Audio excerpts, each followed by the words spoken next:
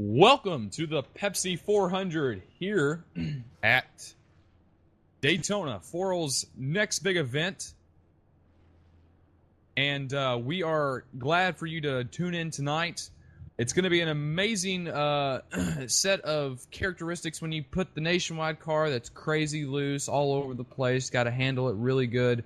And you have the bumpy Daytona surface from 2007. It's only a matter of time before we get this race underway, and it's just about to start. Cars are going to roll off the pit lane now, and we have a pretty nice pack on hand. 32 cars to be exact. Your running order is going to be at the top of your screen. And again, we thank you for joining. This week, we've kind of got stuff together a little bit quicker, so you'll see the cars roll off pit lane, and glad to have you here, and we hope you enjoy the race. We're hoping to see a good one. 100 laps tonight. Going to have to be real smooth, real calm. These first couple laps, you got to be smart, and you got to be methodical. While we sit here, we'll go over the top 5 drivers that's qualified here. Corey Heffley is going to take the top spot at a 49.616. Ryan Williams, number 28, 49.636. Matt Sanders, 49.636 as well, so a tie for second and third. Fourth is Brock Drury, and Kyle Taraska in the number 4 car is going to round out your top 5. Cars going down the back straightaway, about to get the green flag, and we're about to be underway here for a very, very long day in the Daytona sun for these drivers. Some looking to get their first win in this little series we have as far as the special events. Some just looking to finish. Ryan Williams and Corey Heffley not been two big topics over the last couple of special events. They're looking to change that already, starting first and second. You missed out on a major aspect of this race, and that on the top of these Nationwide cars we have is the wicker bill. And that is going to set us up for some exciting racing. There's going to be a lot of slingshots and juking and jiving, and we're in for an exciting event tonight. We'll have to see if they can keep the fenders on the car, the 4 wheels on the ground, and the car pointed straight as they come off turn number 4. Entering the tri-oval, the 36, the 28, Ryan Williams, Corey Heffley. Green flag is out, and we're racing at Daytona. Already the top line not moving too fast. The 28 might lose 2 positions here. Ryan Williams on the top, Corey Heffley out to a small lead over second place. Now the bottom line starting to come together. The top line joins, and they're making their way through turns 1 and 2 down the super stretch for the first time here at Daytona. And for the event, the host has implemented a no pushing rule. That's either to minimize on the chance of accidents or maybe just to not see the tango. And we'll have to wait and see if that plays into any effect as far as the racing here today. So far, through the first 2 turns, now 3, now 4, off turn number 4, the 28, the 36, they're going to be side by side as they come to the line. Both lanes working equally here. It's just a matter of that runoff of 4, and looks like Ryan Williams will lead the lap. And just like that, your new leader is Ryan Williams in the 28 as they approach turns number 1 and 2, and look at the crossover there for second place. The 66 car right in front of the 36 now. He goes to the point as they come off turn 2. Does Ryan Williams or the 58 pushing him have anything as they come down the backstretch? Down the backstretch, still side by side through most of the pack, and entering turn 3, the 66 still in the lead. The 36 just behind them. And look at that pack of 32 cars. The first pack consisting of just about 25. And then you have to go farther back before you get to 2 wide racing. But the first 15 or so cars double file as they come across the stretch here, or the front stretch, to complete lap number 2. Your leader that time, still the 66. The high side's starting to fall back a little bit here as more cars are starting to get settled in on the bottom. But just as I say that, Ryan Williams noses ahead of the 66, and he's in the lead now. All through testing this past couple days and the last couple weeks as far as the racing has went, Ryan Williams not been the guy that's ran up front, and we've only seen him at a handful of times even crack the top 5, one being at Talladega a couple weeks ago, finishing a good spot there. Right now he's leading the point here at Daytona and doing it in style on the high side and no one near him on the bottom. That might change, though. The 66 and the 38, or the 66 and the 36 hooking up. Now his partner in the 58, he drops to the bottom. New leader at the line, I believe. Give it to Condom, sorry. 58 car. He takes the lead. Followed by, got a crash, huge crash. One car in the wall, and there's cars upside down. Looks like 5, 6, and heavy contact there in the back, really late. Justin Malello, hard, at least 12 or 13 seconds after the crash started. You just got to use the brakes, and that caught him off guard there, it appears. 6 or 7 cars, I believe, in this crash in total. Caution flag is out. Service Master clean caution for the first time today. Your leader is the 58. So I could not pronounce his name correctly last time. Condon. Danny in the 58. He will be your leader as they come across line officially. Corey Heffley second. Third is the 66. Ryan Williams is fourth. And fifth is Mike R. Johnson in the 26 car. Looking back at the wreck now, focusing on car number 22. Not sure where this is going to start. As they go through the tribal, still clean.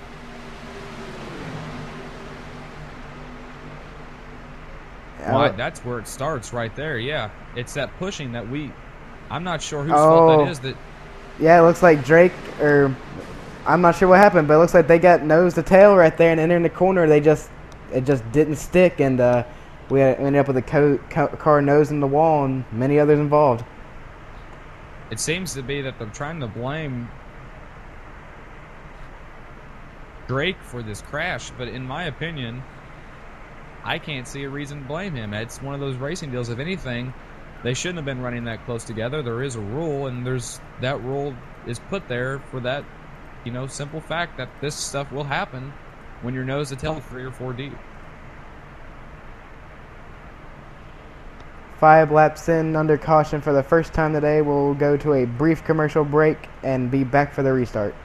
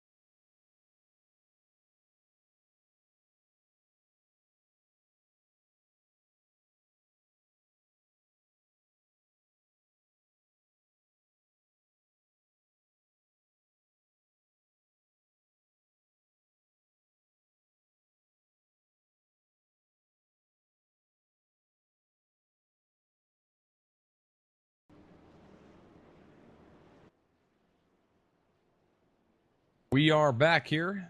Some technical difficulties. No problem. No harm, no foul. We are continuing to stream here. You haven't missed anything other than green flag pit stops.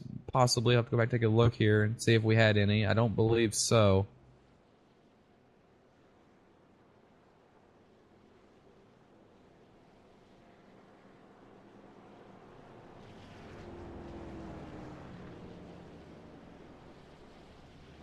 What?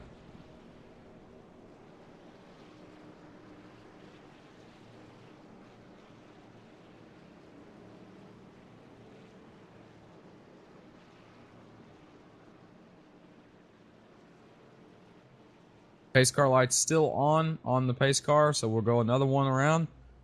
Long caution here.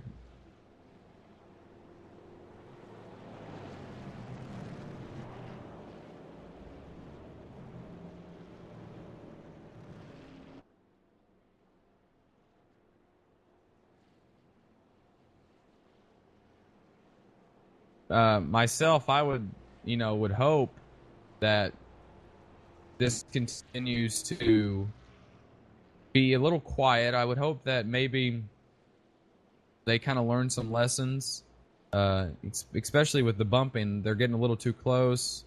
But you never know. These guys, some of them have a hard time comprehending certain things, especially little hints from the administrators saying, calm down. They kind of take it the opposite.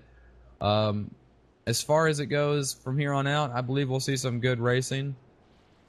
But, we'll never know. These guys are a little bit everywhere. It's going to be interesting to say the least.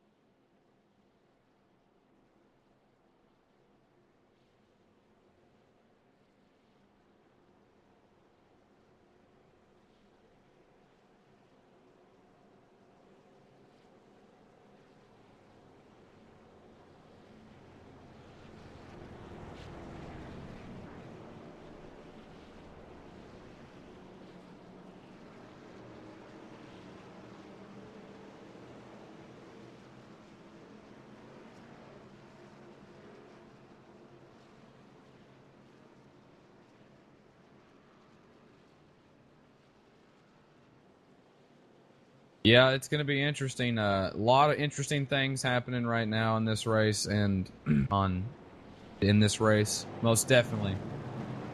Something that's surprising me is all the leaks we're seeing in this race, and just the leaks in people's ability to use the brakes or to steer clear of the carnage in front of them. Hopefully that doesn't happen anymore. We don't want to see any more cars being taken out for no reason.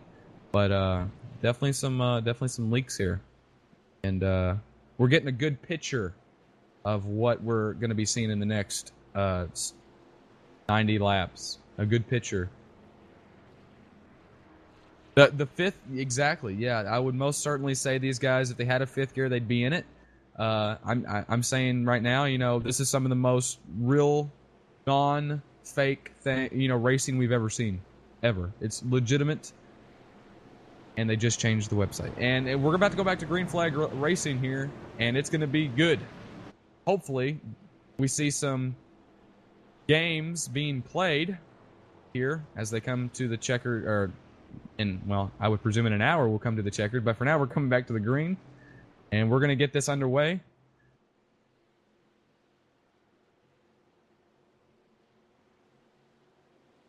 And your two leaders going to be the 58 and the 66. Ryan Williams, who started on the outside pole, third place, followed by the 36 car. Pace car is in. We are about to go back to green flag racing, and there it is. We are once again under green at Daytona. Oh, big crash. Right in front of the field. Many cars avoiding this, but not that many. We've got more cars piling in. 4, 5. The 36 is there. The 24, the 22. Brennan McGee also there. We didn't expect that.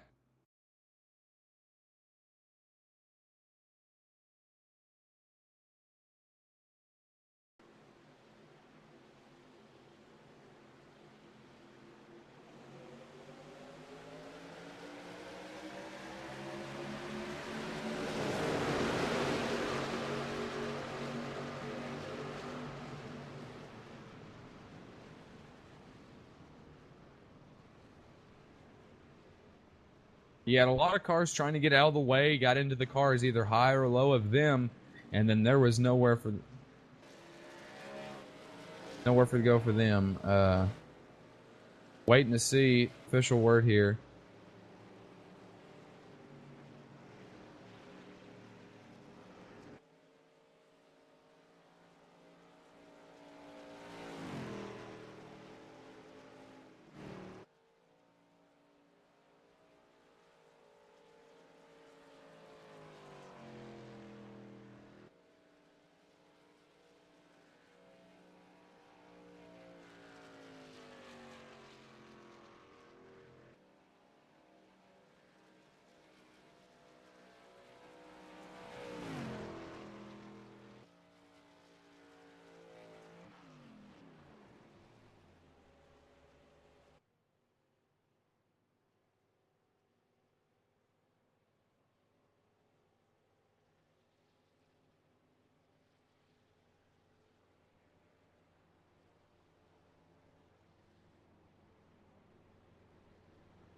Looking back there at the replay, it looks like, sorry to interrupt you there, but the 2 car looks like to really be at fault more than anybody. He had plenty of time to slow down and chose not to.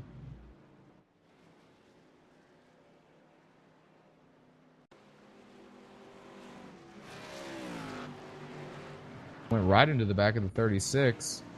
Doing then, the rest is history after that. Second Service Master Clean caution here, unfortunately. Hope this isn't a common reoccurrence here as we are very early into this race.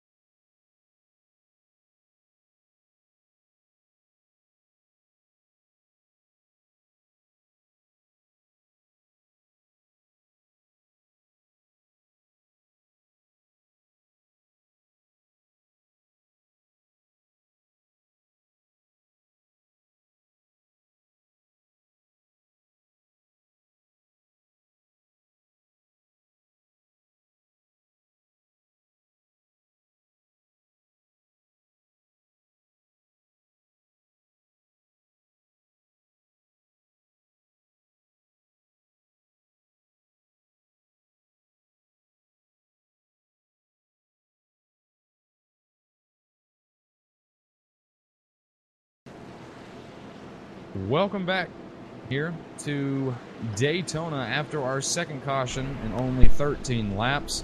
Pace car lights are out, and we are going to try to get back to green flag racing. Last time by a total of 28 cars on the lead lap, and after two cautions that were decent-sized wrecks, and we talked about it a little bit, Alex, you know, are we going to see a different mentality? Are these guys going to get it together? What should we expect? And really, I expected to see a little bit of everything, and I think we've seen that so far.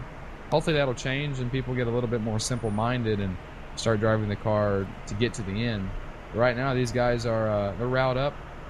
Hopefully we can get some laps under green flag conditions, but it's up to them, and they're on the backstretch. Tyler Head now joining us in the booth after a little delay, but he has not missed much, and we'd like to welcome him. Thank you. Thank you. And yeah, looks like you've accomplished 13 laps since I, in the amount of time that it took me to get here, so plenty of racing for me to see yet. Definitely got a long 100 laps to do tonight, and a lot of cars left to do it.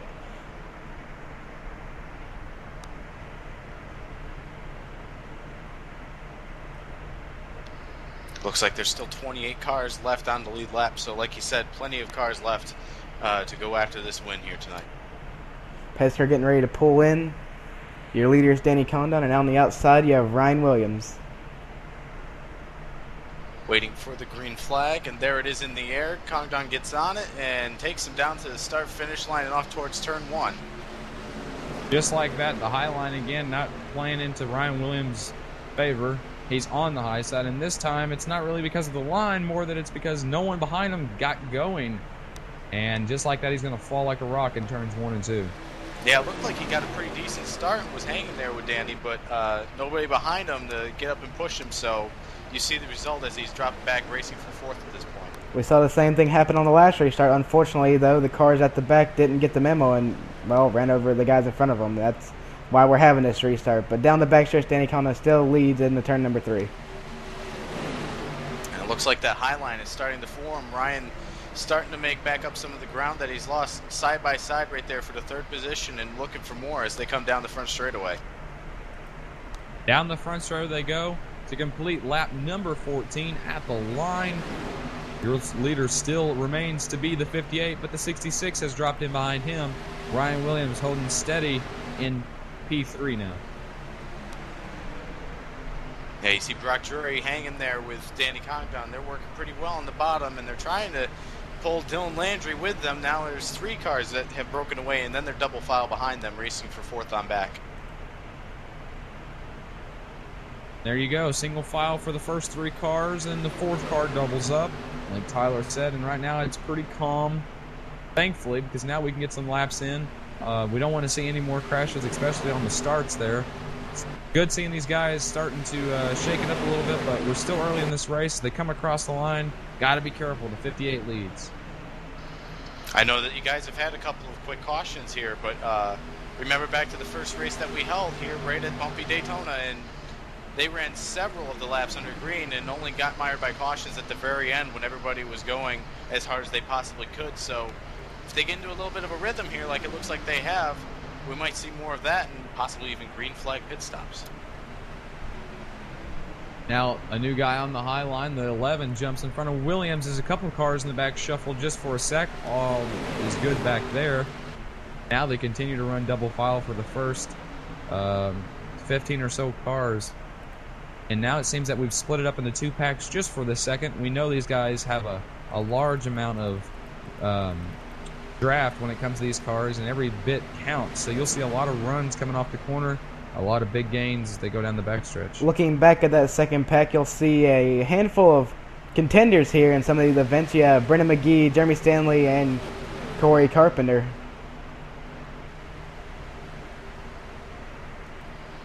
Looks like with those couple of incidents early on, possibly, in their mind setting the tone for how they think the race is going to go, they decided that they're going to hang out back there, stay in each other's draft, but stay out of the main group until later on in this race.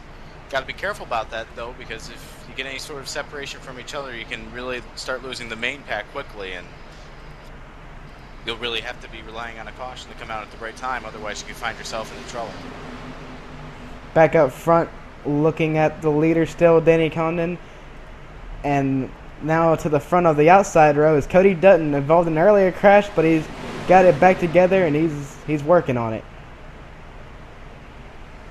Yeah, he most certainly is. A lot of drivers in those first couple crashes were in a terrible position because they had nowhere to go. Some of these guys, we've got one car in the grass. It looks like the 28 of Ryan Williams.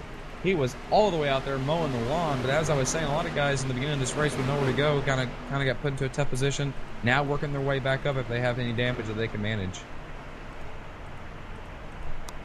Now, it looks like Cody Dutton's car, whatever damage he may have gotten in that incident, isn't holding him back. But we've seen in our previous races, not much really does. No, not sure there's anything you can do to hold Cody Dutton back at one of these races.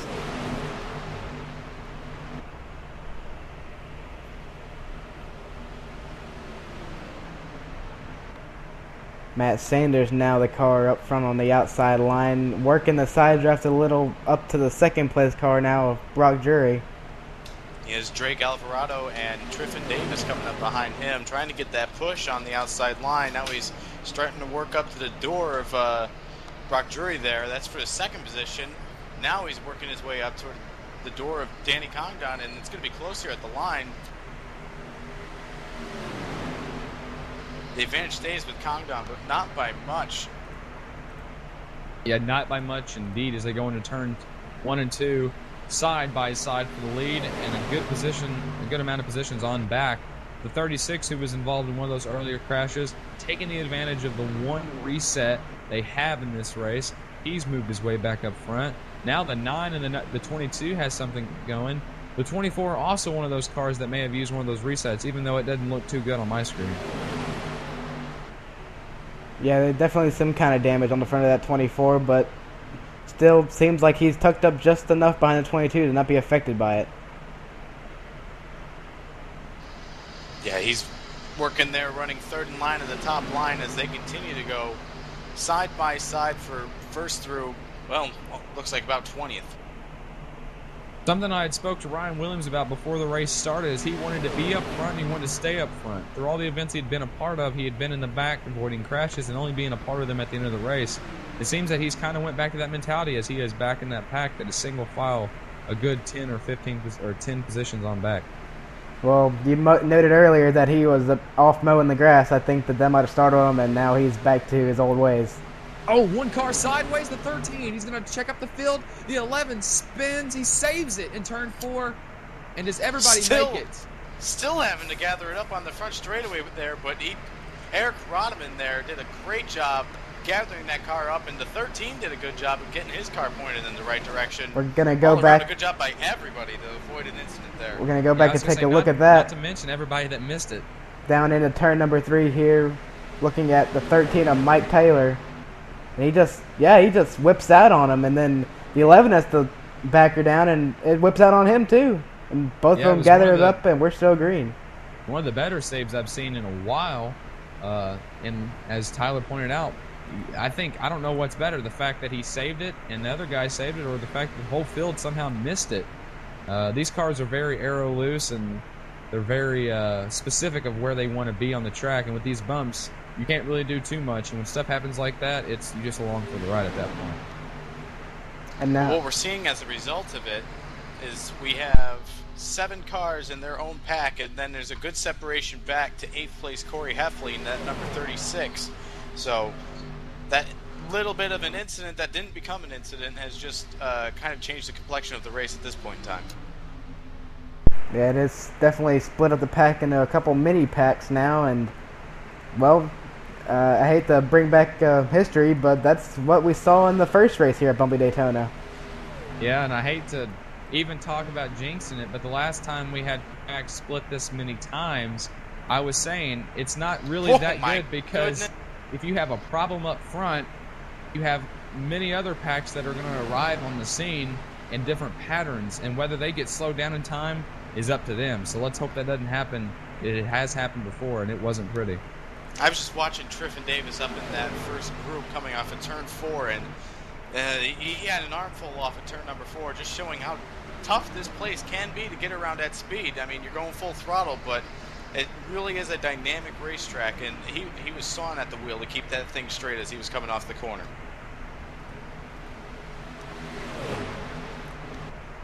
And meanwhile, they don't care that they have a separation on that second group. They're still running 3 wide up there in that first pack. Yeah, it's more or less, it's the, like I said, the mentality of these guys, it doesn't change. You could be Trippin Davis having a handful coming out turn number 4 or going into the backstretch. It doesn't matter. Nothing really seems to scare most of these drivers. They don't get spooked too easy, so, if it's going to happen, it's going to happen. And these guys are really putting on a good show for the first 6 spots.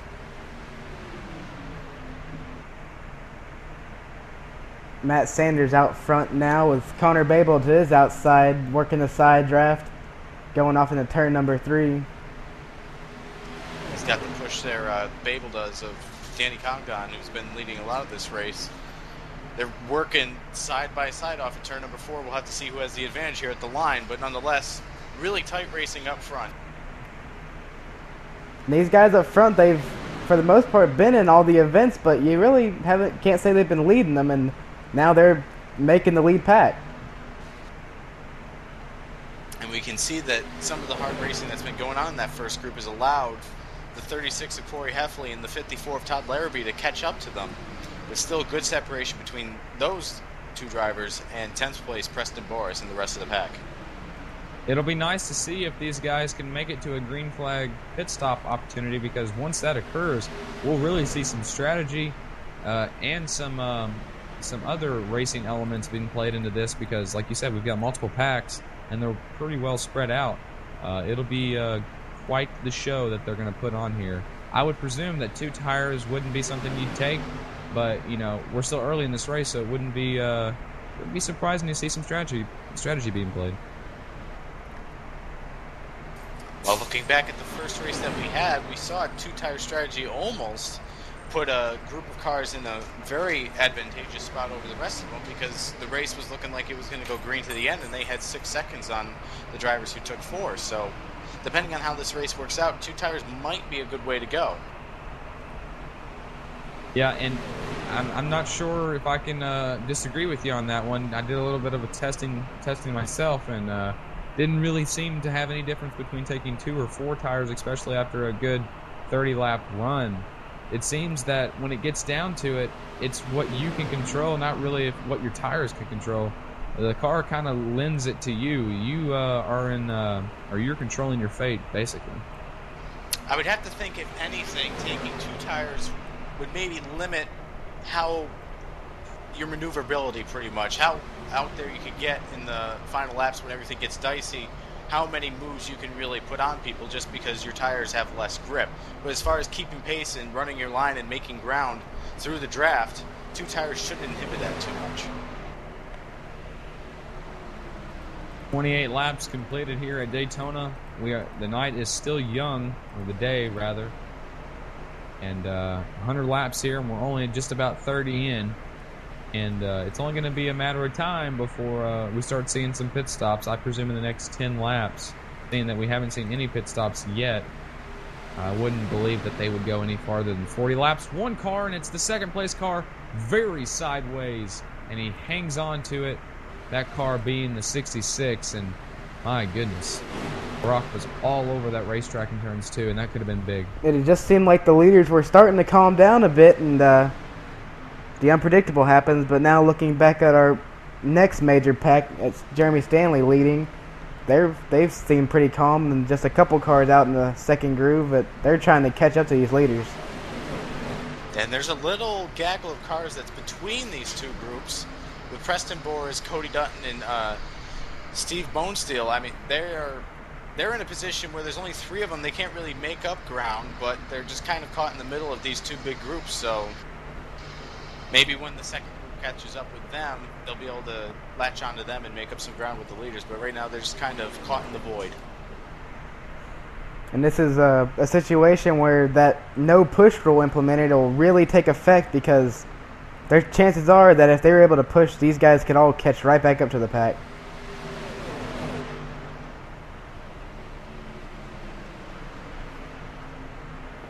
They come around turn number 4, lap 30. Going to be in the books here. Your leaders are starting to get more tense as they come off turn 4 into the tri-oval across the line, that time by the 27. Didn't get it, I don't believe. Matt Sander machine. Connor Babel comes up a little short, and again, Brock sideways, now onto the 8 for the 66 and turns number 2. And the 22's around. 22. That's a caution. You gotta be careful. Here comes this second pack. Everybody's got to get woed down. He's right in the middle of the track, and here they come. Not being able to get out of the way. Cars in the wall. This is exactly what I was trying to stress to these people. Definitely going to be damage to the car that we just saw on the wall, but could have been a lot worse. Definitely could have been a lot worse. The closing rate on these guys, especially if the spoiler's not getting to them in time, it can be rapid, and in that case it was.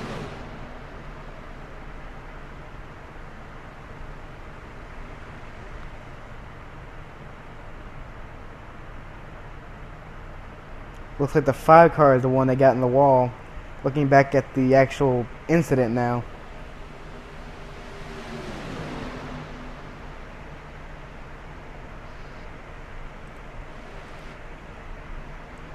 Looked like Brock Drury got sideways and everybody was checking up for it.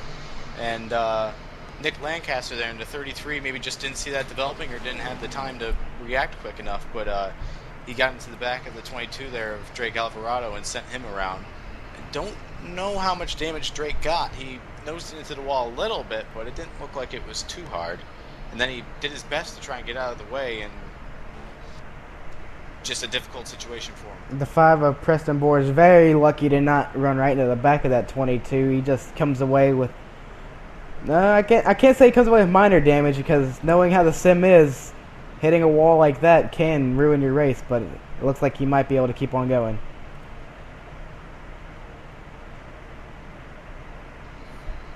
But it looks like Preston Boris is the only one who ended up getting damage out of that besides the 22 of Alvarado, so pretty fortunate considering how that all worked out.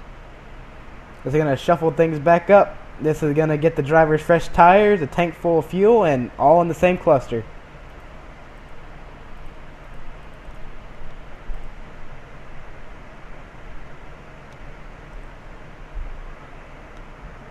I'd have to expect this to be the time that somebody might attempt to experiment with 2 tires. Yeah, a pretty good run that we just got in there. Take 2 tires, get some track position, and see how it's going to work out grip-wise, and compared to everybody else, get some information for later on in the race. Looks like Matt Sanders took 2 tires. That is indeed what just happened, and it looks Several like drivers took 2 tires. a lot of drivers. The 9, the 58, the 88, the 36, the 54, the 3, all with 2 tires.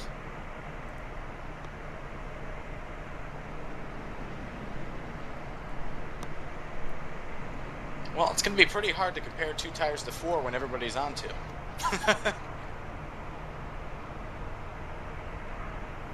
That is definitely a fact.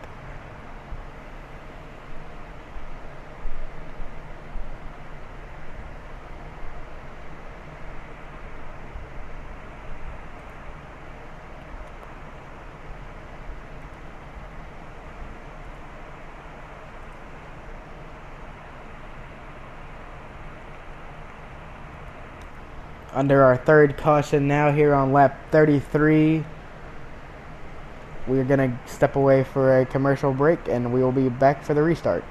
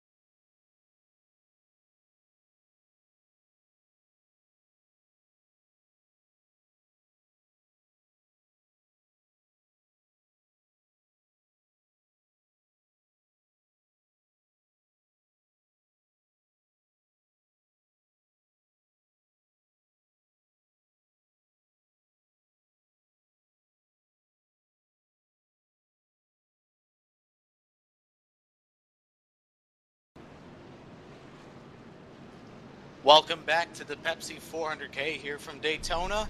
We are live here on FTR TV, bringing you the 100 laps of action here.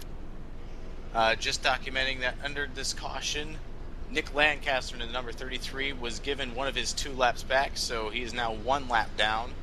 And the field works their way down the backstretch. They'll be going green when they get back to the start-finish line. Elliot Henderson's going to lead them down here. And a common theme for these events, he's stayed out in his Henderson Graphic Chevrolet, and maybe he can stay up there this time. He's tried it a few times, and it hasn't worked out for the best, but it hasn't been a complete mess. And along his right side would be Matt Sanders.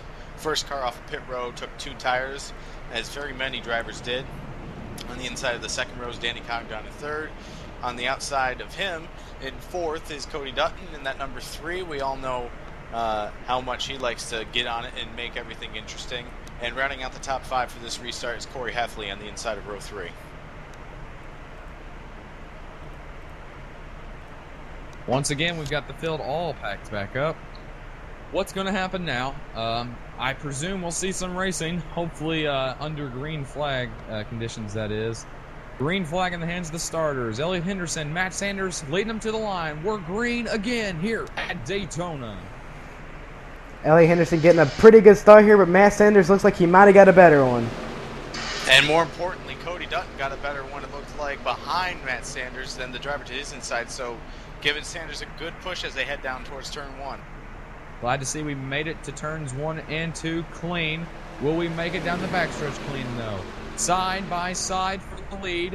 1, 2. As they come down the backstretch, who's going to get there? The 3 all over the back bumper, the 9 and the 58 all over the back bumper of the 37. Danny Condon trying to give Henderson that push, but that outside line just has too much momentum off of turn number 2. Now Sanders slides across the nose of Henderson, takes over the lead, leaves Cody Dutton out in that high line. Now he has to work his way down into the inside line in third. Whoa, buddy, off turn number 4. Here comes Elliot Henderson. Has he forgotten about something because he's under the yellow line? Oh, he's this may giving not up be the good. Positions, though. I believe he just dropped into the back. They were giving him a hard time up there. They were not going to let him lead those laps, and he just figured he'd let him take it, I guess. Well, something I don't like to see is he dropped back way too much. He's going to stack up the back part of the field. Actually, having to make an evasive maneuver is one car as he almost gets in the back bumper of him. It's the 33. Lancaster there, having to work around a 37 of Henderson, but that's a bad place to try and get on the apron and let people by, because the tri-oval's a hard enough place to get through at speed as it is, let alone when you get off of that banking. Yeah, surely he didn't think that was his last-ditch effort to get out of that. They weren't going to wreck at that very moment. Could have put himself in a very bad spot. And speaking of a very bad spot, the 27 all the way up almost into the wall. A couple cars, including Triffin Davis, getting sideways as they go through the tri-oval to complete lap number 37. I swear, every time they come off of turn 4, there's a handful of cars that are sideways. They are having to wheel these things around this 2.5 mile speedway. And speaking of wheeling it, Cody Dutton. Here comes Cody Dutton. Using a little bit of that side draft on entry and going to give him the room for the exit, but he's still got the run. Working his way up to the door there to number 9 of Matt Sanders, trying to get into the point. Carries it all the way into turns 3 and 4. Cody Dutton now side by side with the leader. Is he going to have enough help from the 88, though? The 9 and the 58, they've been strong all afternoon long. And now off turn number 4, who will get there first? Will it be Dutton? It's going to be close. At the line, give it to Dutton in the 3. Now 38 laps complete here at Daytona. They've been side by side at the line for, it seems like half of them. Really close racing front to back. I believe I may saw a car off into the grass on the front stretch. Going to take a look at that. Yeah, well, only person off the pace is Justin Malello, and I believe he's just coming out of the pits now. Got a car around on the backstretch. Crash. And it's a one-car spin. I don't think the caution has flown. I think they remain green. Yeah, but Justin Malello's coming at it, but that was Danny Cogdon. He was running right up there in the top 5. They do stay green, though. Yeah, looking back at what I was talking about earlier, it looks like Justin Malello just gets a little bit loose off of 4 like we've been seeing and took a ride down through the grass. And it was a wild one to say that, but it's getting wild up front. The leaders made contact in turn number 1 and 2, but they save it. The 3 of Dutton was there. He almost turns the leader, and that could have been bad. Matt Sanders regains control of that car now down the super stretch. And Cody Dutton getting right back on it, going to the outside of Matt Sanders. Looks like he's going to take over the lead heading into turn 3. A lot of things happening at once. A huge run for Cody Dutton. He jumps right down to Matt Sanders. There's going to be some contact. Matt Sanders is upside down. One car upside down. It's Matt Sanders. More cars trying not to get into this crash. As Sanders all the way up against the wall. They're all going to make it. It's a 1-car spin in 4. Matt Sanders did a really, really smart and really considerate move there and just pinned that car onto the outside wall as soon as he had control of it. Sorry to interrupt you there, Tyler, but we've got 3 or 4 more cars that wrecked in the back.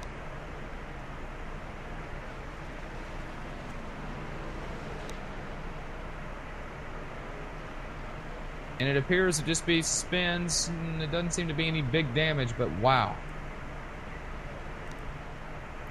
It doesn't look like Sanders is too happy with anybody. He's continuing to crab walk that car into turns 1 and 2.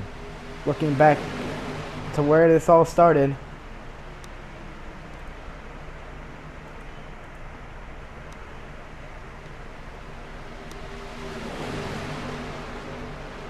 And I'm surprised that we didn't just stack up half the field or even more. And that, the fact that we didn't was due in part to the fact that Sanders, once he got control back of his car, made an effort to keep it along the wall so that fewer drivers would be involved in the incident. Going into turn 3 here, Cody Dutton just cuts right down across Matt Sanders' nose, and I believe Matt was looking possibly to do a crossover on him, but maybe making some contact with Cody and getting shot up the racetrack. But either way, hard hit for the 9 car. That reminds me, if anybody remembers the big Bud shootout crash we had with Jeff Gordon getting upside down, it kind of reminds me of that, where you have someone in front of you and you have someone go across your nose and you're trying to get out of the way and you just don't realize there's someone above you, and in that case it was Corey Heffley. Yeah. And bad situation for both. Absolutely. It looked like Sanders, they made that little bit of contact, a little bit of misjudging from both drivers, and kind of had to work his way up the track. And, had there been 6 more inches between them and the wall, they would have probably kept it straight, but they just ran out of room.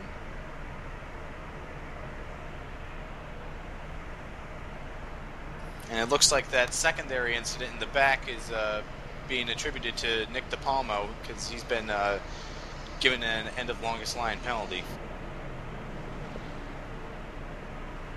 Unfortunate for him, this being his first big event here.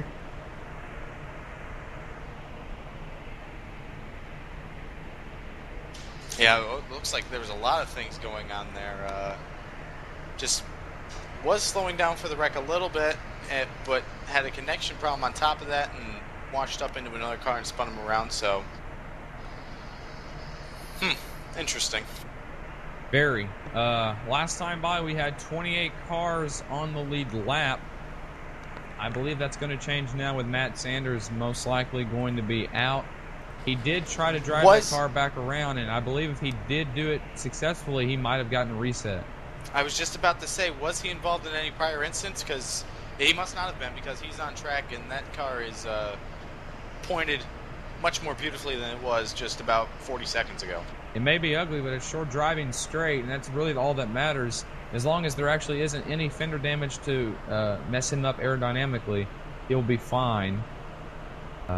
I can't really... There's definitely something about his car not like the others, because I think it looks a little shortened. I think he might actually be having to take the hard route about this and getting repairs.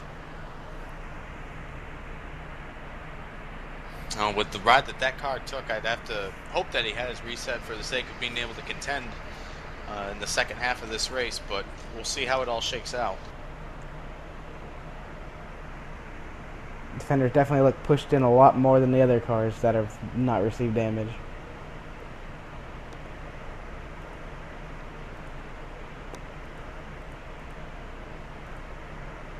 Working lap number 43 here under caution. Looks like we still have 28 cars left on the lead lap.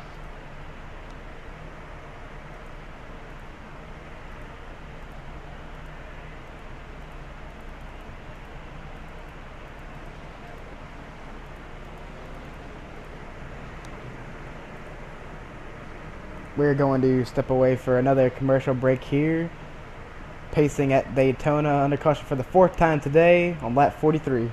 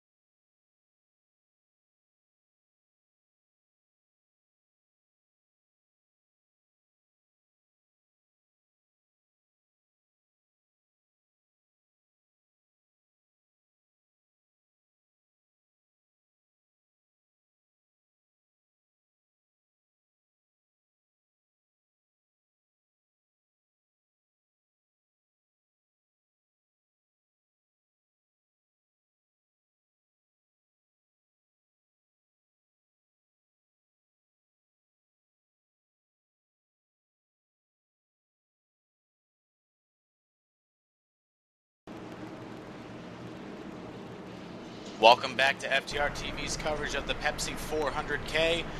Finishing up our caution period here as the field works their way down the back straightaway. They'll be going green when they get back to the front straightaway. Just want to document that Nick Lancaster got another wave around under this caution, so he is now scored back on the lead lap. Our top 5 as we come to the restart. First is Cody Dutton, second Todd Larrabee, third Dylan Landry, fourth Connor Babel, and fifth is Preston Boris.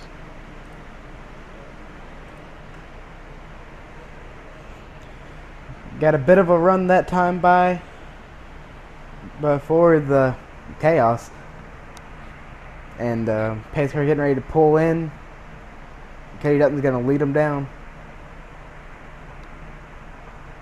And Cody Dutton is right where he wants to be. I think we're about to see some excitement because he does everything he can to keep in the lead. As the green flag goes back in the air, he gets on it. Looks like he got a little bit of a better run than the 54 Todd Larrabee. And he's going to go up to the high line and get in front of the 54 as they head down towards turn 1. And just like that, a successful move for him as he goes right in front of him. And there you go. I was calling it a little early. Cody Dutton to the point. On the low line is Cody Dutton, followed by the 88. Those guys have been pushing each other quite a bit today. And on the high side now is the 54 and the 27. They're going to try to get something going down the super stretch. And we were already seeing Cody Dutton starting to work, wasn't even the draft that line, but working off of who had the momentum behind him, trying to get in front of them and keep them from getting a run on him. We're probably going to be seeing a lot of that as long as he's at the point. Yeah, I don't want to, say anything that, I don't know if you're superstitious, but every time Cody Dutton gets to the lead, he's chopping people off. I mean, completely legal, maybe not nice as far as respecting his fellow racers, but he's making every move count and making sure everybody stays behind him. Unfortunately, with the no pushing rule and everybody being on their toes, it's checking everybody up, and we don't want to see another big crash. So if I'm Cody Dutton, to be respectful to everybody else, just take it easy for these next couple laps. I swear, whenever you have a chance to see that 24 in the frame, keep an eye on him as he exits the corner. Every other time it seems that he's sawing on the wheel and back and forth trying to keep the thing straight. Yeah, looking Looks at like that 24 is absolutely evil. looking at that car, it's going in a straight line. It looks like a handful. It's just the car just looks bent. Perhaps he has a little bit of damage from one of those incidents that we had. There's definitely He's just noticeable persistently going damage. to the apron. I think that there you go. That's the problem when you're in these cars. One person goes to the apron, everybody thinks, oh, that's where the track's at now, because you honestly can't see the track. You're following the guy in front of him. He goes in the grass, you're going in the grass. That could have been big. Yeah, when you're tucked up behind everybody like this, your reference points are gone, and your reference point becomes the back bumper of the guy in front of you. So if he does something wonky, you're going to do something wonky too. Meanwhile, Larrabee is trying to make that high line work. Looks like he's possibly not quite clear, but almost of Cody Dutton in the 3, but wants to keep his partner there behind him. That being the 27 of Connor Babel. Got a lap car of Nick DePalmo down on the apron. He's thinking smart of it, but he almost gets contact with Jeremy Stanley in that GTA 5 car. Man, that could have been a major leak. That was really close into turns 1 and 2. Not sure. Now up front, look at the 54 car taking over the lead. Oh, we got a car in the wall. It's the 22. That's the 22 of Drake Alvarado. Keeps it along the wall and gets it back, under his own control, but keeps anybody else from getting involved. We stay green. 3 wide for second place, the 88. The 3 and the 27 way up high. Got to get it straight as they come off turn number 4. We said it's hard enough to race 2 wide, let alone 3. At the line, give it to the 54. And the 40 of Nick DePalmo, he was the car that was on the apron last time by. He's been shown the black flag with a white stripe. He has been disqualified from the race. Apparently race control had seen something that they didn't accept. Well, I think quite a few people seen something they didn't accept. One being Jeremy Stanley. He might need a new pair of pants. He was all but in the back of that car as they came across the line. Thankfully, he had the reaction time to not hit him and cause a big wreck. Yeah, it would seem that was a move that race control made to ensure that there wasn't going to be an obstacle for all the other drivers that would be unnecessary at this point in time. I really hope we do, and I'm not trying to say we're not, but my goodness, if we make it to the end with all these cars left coming off 4, I cannot wait to see these guys controlling these cars, because just now on lap 50, when they come off turn 4, every guy is right, left, and there's no exception for either of these cars. They're getting after it here, and we're just about to get to halfway in this race, and they are side by side and jerking the wheel side to side just to keep straight. It's really fun to watch, and I can only imagine how much more intense it's going to be 50 laps from now. Cody Dutton up front on the outside, working to try and take the lead back from the 54. Gets a run every time, but just comes up short. Maybe it'll be different this time, but they come down to the line. Well, certainly trying to get something going on the high side. Every time he comes off 4, he peaks, he tries, he thinks better of it. I think they gave it to him that time. Yep, 0.02 of a second the differential there. Cody Dutton given the advantage over Todd Larrabee. I'm curious to see if that 27 can get something going, because he has the car, he has the skill as far as being able to hang on to this car. He's just floating in second right now. But I think before it's all over, we'll see him leading this race. Back there, still holding himself into the frame, Triffin Davis in a 24 all over the place, but just wheeling it. It's like I was saying earlier, every time they come off the corner, that 24 is working on it. You see it again here. Got to give a tip of the hat, though. I mean, that car certainly appears evil, and he's not only keeping it straight, but he's running right up there in the top 10 solidly. Yeah, they might need to get a priest out here and get a demonologist as well, because that thing is evil looking. Right now, he's holding on to it. It's evil looking in the way it drives and the way it looks. I mean, it's bent up from ear to ear. He's holding on to it, though. I think Bates elaborated a little bit on why that could be. He's definitely tucked up behind some of these drivers. Aerodynamically, it's not affecting him because there is no wind or air getting to his car. And look at the 27. They are 3 wide there with 5:38. 38, right up by that wall. Was rim riding. Joe Johnson up there. Oh, the 54 with the block. Oh, no, there they go. They're going to, oh, my goodness. Here we go, across the line. Do they get it? They're all going to crash. Here we go, boys. Now they're crashing in the back, and now they're crashing up front. Stanley hard into the 8 car. 25. That's it, boys. 24 of We're Triffin done. Davis. The number 5 of Preston Boris. Number 25 gets into the tire barrier, Steve Bonesteel. Many, many drivers involved here, and if you've already used your reset, this is going to be bad news. Not sure where to even start with this one. Crash to happen. And another big ride from the 36. And unfortunately for a lot of these guys, that's going to be it. A lot of these guys have used their reset. Coming off of turn 4 here, looking at the 54. He throws the block. He gets squirrely. Babel looks down. The 88 looks up. They make contact, and it's just chaos from there. Absolute chaos. I don't know if you can really put that on the block. It was just the 88 jerked out of line there. I don't.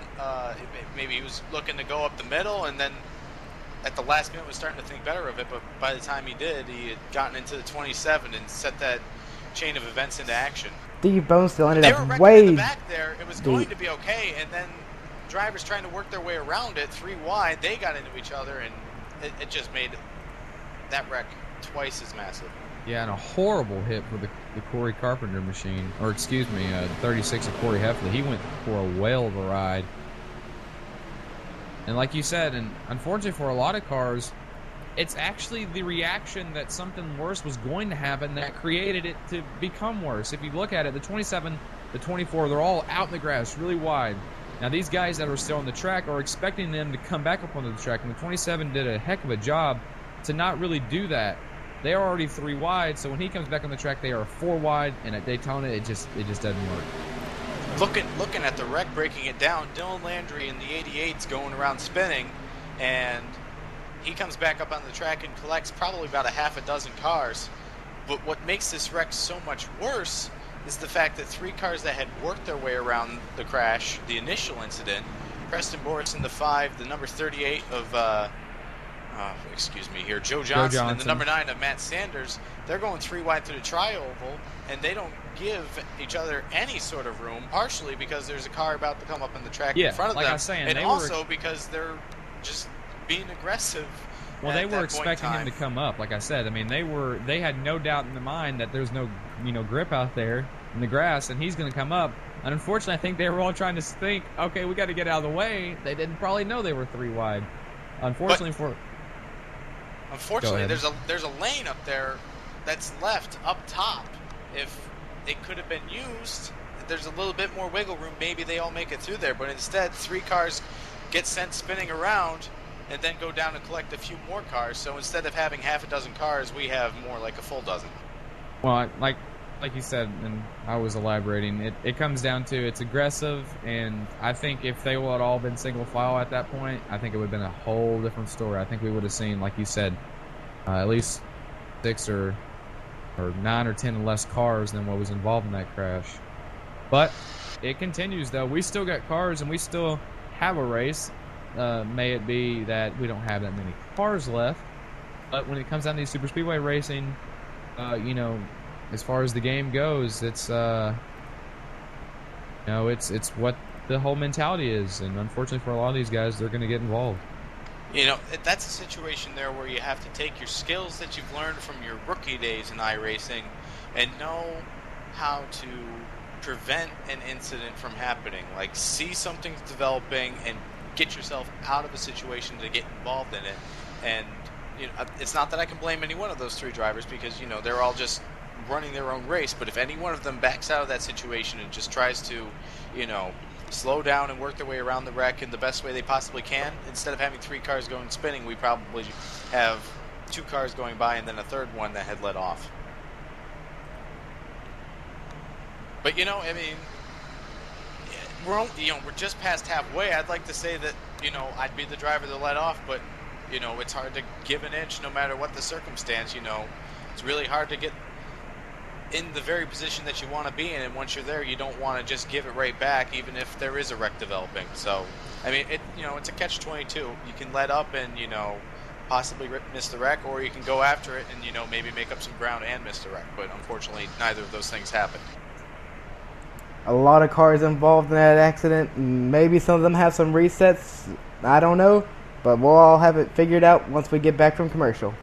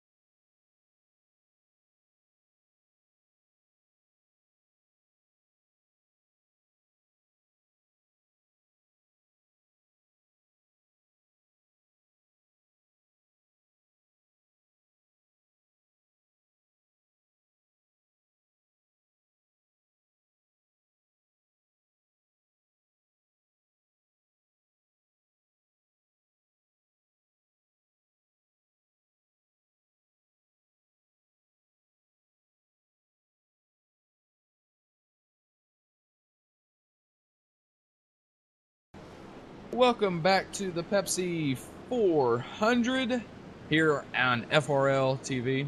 And it's been an exciting one all night long. Unfortunately, the last couple laps have been just the opposite for some drivers. A huge crash taking out just about 13 cars, I would presume, maybe more. Right now, we're just trying to get an official estimate who's going to be back in after if they do have a reset. Last time by, at the line, we had 20 cars on the lead lap. I suspect maybe 15 of those cars at the most be in running order or less. We're going to find out. Some guys using their resets, some not. Your two leaders right now, the 3 and the 54, respectively. And those guys right now doing pretty good. They've been up front all day. They've seemed to have dodged all the catastrophe that's been taking place. And the night is actually, really still young. We're a little bit over halfway, but we've still got some laps to run here, and it's going to be nothing short of what we've seen all night. Crashing, good racing, and exciting to say the least. Pace cars in. I don't know what's going on with this restart. They are not stacked up. I'm not sure what was going on that restart. Only the leaders lined up double file. I believe that's per admin request. We'll have to wait and see if that's what's confirmed. Into turn 1, the two leaders now single file as the field tries to get caught up. So the reason why nobody was stacked up double file except for the front two is just about everybody apparently pit on the 1 to go lap there under that caution, and as a result of that they had to line up single file. What that did for them is that put them in range to make it to the end of this race without pitting again for fuel. Just as we were saying, we're going to have a lot of drivers with damage and a lot of drivers milking their cars maybe without damage, and I think we've seen that now. We have 2 packs now. The first pack consisting of just about just a handful of cars, and then you get back to a couple other cars. And cars around. Dutton. Cody Dutton comes down on. I think it was Danny. Yeah, Cody Dutton. I don't know how much damage he got. Contact. Oh, he and just got hit Triffin again. Davis gets in the tail end of that. Wow. Looks like Danny's all right, but Cody went for a ride and may have collected Triffin. And Triffin may have been reacting to that wreck and got sideways and then finally looped it and found his way into the door of Cody Dutton. Don't know how much damage those two took it. Looking at the wreck coming off of turn 4 right now, looks like Cody's gonna.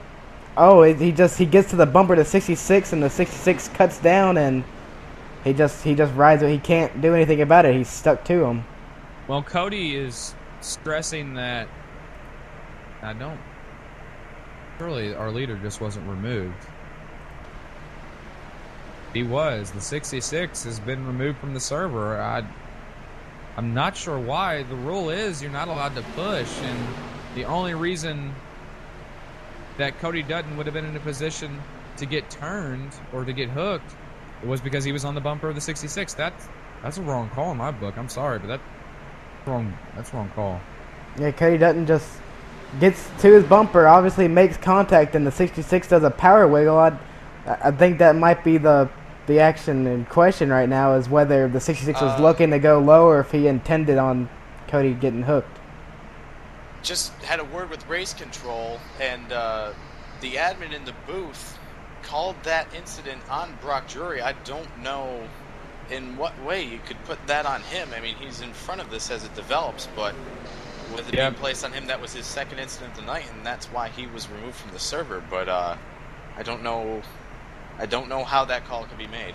I was talking to Bates, and the rule is you can't push, and the only reason he would have been in that position to get hooked as far as net code goes, and in this case, it wasn't that he cut down on him. In no shape, way or form was his car inside. I doubt his spotter was calling it. It's the net code, and unfortunately, in that case, that's what got that car turned around. Yeah, I mean, for Dutton, I think he was just trying to work up to the bumper of the 66 and just got a little too close and, just gave a little tap, and that sent his car down into the 58. But, I mean, very odd set of circumstances. I believe we have race control in here. Was it you, Hayden, that made the call? Yeah, I had a bad camera angle, and I unfortunately made the wrong call there. Okay, that's what we were wondering. The angle that I'd looked at originally, it looked like the 3 car had made it past the inside, and it looked like the 66 came down, but then I looked from multiple other angles, and I regret to tell you that I made the wrong call, so I just wanted to apologize to all the fans out there. All right. Yeah, I mean, it's a tricky situation either way you look at it, and in that case, it could have went both ways easily. In the heat of the moment, we understand, and again, we apologize for Brock in that case. But it's a racing deal, and unfortunately, things happen. If Brock is still there, stay on the broadcast, and we'll get in contact with you, and we will compensate you with something. So if you're listening to the broadcast, stay on, and I'll get in contact with you. The race control there after our 4th caution of the night, and just an unfortunate situation. Like I said, in the heat of the moment, things can happen, and in this case, might not be to people's liking, but again, things happen. Fortunately, in racing, it's the first call, like in the sports game. The first call is official, and it seemed to be, at that point, proof was in the pudding, and Brock Drury going to be out of the race here. So this last caution going to take out what I suspect to be Triffin Davis. He made some pretty major contact. I don't know if it'll take him completely out of the race. I can guarantee you that, but he's definitely got some more fender damage and side damage, so we'll have to wait and see how that affects him. Yeah, I was trying to note just before the accident happened that Triffin did receive more damage from the prior accident, but he was still managing the car, and, well, I'm not sure if that'll be the case anymore. But he's definitely going to try. That car seems to be unstoppable tonight.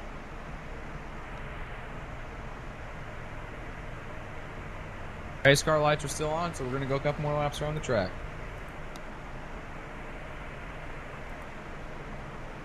And we got a car around in pit road, 33 of Nick Lancaster. That's odd, to say the least. Yeah, he got out of his pit stall and looped it. He didn't get any help from anybody else or anything. Looked like he just got on it too hard.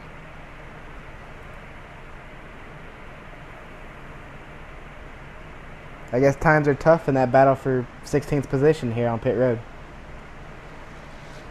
Well, I can safely say this is one of the more eventful nights we've had here in the Coral booth, and controversy, racing, crashing, it's something that we're used to most of the time, but not in this case. We're used to seeing, late race cautions bring a lot of drama into the matter. I only believe it's going to get not worse, but it's going to pick up, the intensity is, and see if we can keep these guys' bullying points down. So far, it's been a pretty eventful night. How about you guys? Definitely a lot of action tonight, and a lot of questionable things going on, and just going to hopefully set us up for a really intense finish, and maybe keeps the emotions down, but something to look for tonight. What I'm looking at is we have a lot of contenders left still running on the track. I know we've had a lot of people knocked out from these incidents, but Todd Larrabee's been running up front all night. Matt Sanders is always strong in these races. He's still running out there. Mike R. Johnson's running. Mike Taylor. We have Kyle Taraska running out there. He was really strong in our first race here at Bumpy Daytona. He should be one to keep an eye on. McGee, race hoster, he's still out there, and it looks like he's actually been able to relatively keep out of the incidents, unlike at Atlanta. I mean, just quite a few drivers and also, out there, maybe with a little bit of damage at most, but there's a lot of people out there who can contend. Even Danny Condon, who's led quite a bit earlier today, just involved in the most recent incident, but looks like whenever Cody hit him, he just bounced off and kept on going straight. And Triffin Davis, who got a piece of that, he's still running around out there. We'll have to see if that wheel's straight for him, but I mean he's been working that car regardless, so we'll have to keep our eye on him.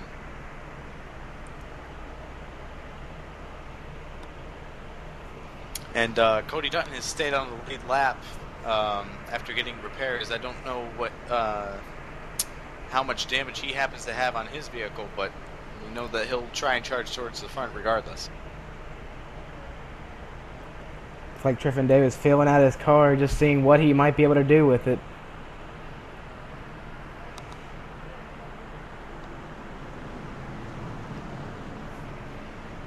And, as a result of this, we're also seeing some different drivers who are going to be up towards the, in this pack on this restart. Justin Below, he's been hanging out towards the back of the pack.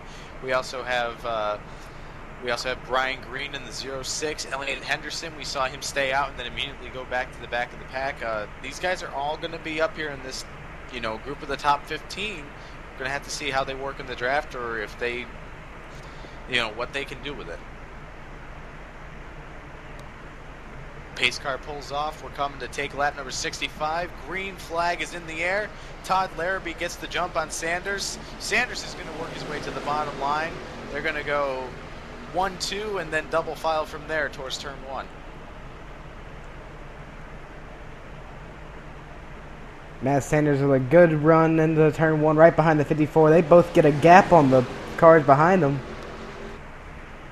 Now Mike Johnson there in that 26 makes up some of that ground, closing into the back bumper of the number 9 within half a car length now. Make it 3 car lengths between the 26 and the 13 of Mike Taylor, who's side by side with the 22 of Alvarado. As these cars are all getting up to speed, trying to look to see who has the speed in their cars. Looks like there's pretty good speed out of all these vehicles. Maybe a little bit of damage to the 24, but most of these drivers have speed to contend as they go through the tri-oval 3 wide towards the back here.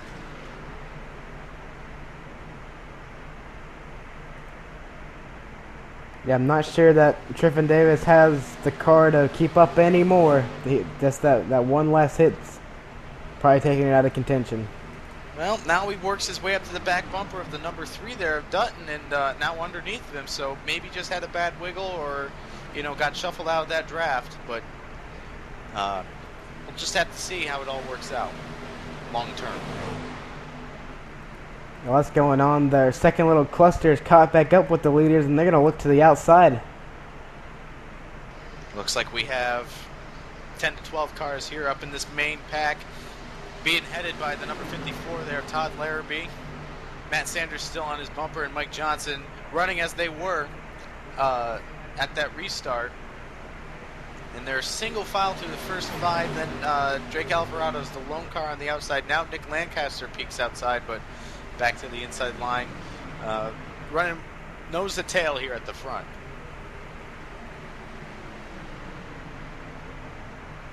Yes, and business is about to start picking up. Sorry for that. And up front, the 54 continues the lead in turns 3 and 4. It'll be interesting to see that the 9 is just going to ride there, and along with other guys back there, are they just going to ride to the end here?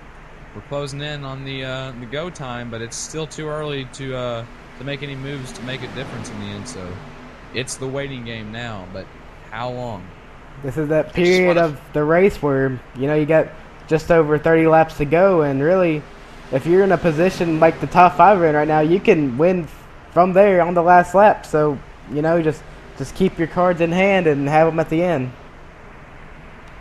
I just want to follow up on the developments there on our last caution with Brock Drury in the number 66 and his removal from the server. Speaking with Hayden Graypod, the admin there, he said that Brock was going to be compensated. They've come to a decision that they're going to compensate him $10. The winner of this event is going to be receiving $15. So, 2/3 of the prize money is going to be allotted to go to Brock Drury on top of the 15 that'll go out to the leader to try and make up for what just happened there, the miscommunication between the members of race control. I'm sure on Brock's end, that's not exactly, it's going to help, but it's not going to, take away all this thing from being removed from the lead of the race when it wasn't exactly warranted. But, it's just one of those situations where a little bit of miscommunication and, a little bit of bad angle at looking at things, and mistakes happen, and race control just has to move on, and we have to move on in calling this race. But for Brock Jury, that's going to be the compensation for him. So at least a little bit of something will come out of this race. But certainly the apologies go to him from race control. My goodness, I'm sorry to interrupt you, and I totally agree with everything you just said. And it's an important thing to stress to the broadcasters because it was a slippery slope kind of deal. But the 25, talking about a slippery slope, he had just enough of a spot, a hole, to move right in and make it work. But man, it could have been big. But going back to what you said, yeah, like I said, in the heat of the moment, like I said earlier, it's easy to make a decision that you might regret. And in this kind of racing, so many things are happening, and there's so many angles. You just got to get the right one, and in that case, it just didn't happen. So, up front, 54 leads, lap number 70. Oh, Nick Lancaster into the wall. I was waiting for it. Is he going to hold it up there? He's going to have to. Brendan McGee just snaked through there. We stay green, though. I was trying to note that, but while you were explaining the situation with the 66, that he had worked his way from the tail end of that lead pack up to where he was with very little help, and then got some help, and I guess he overshot it a little.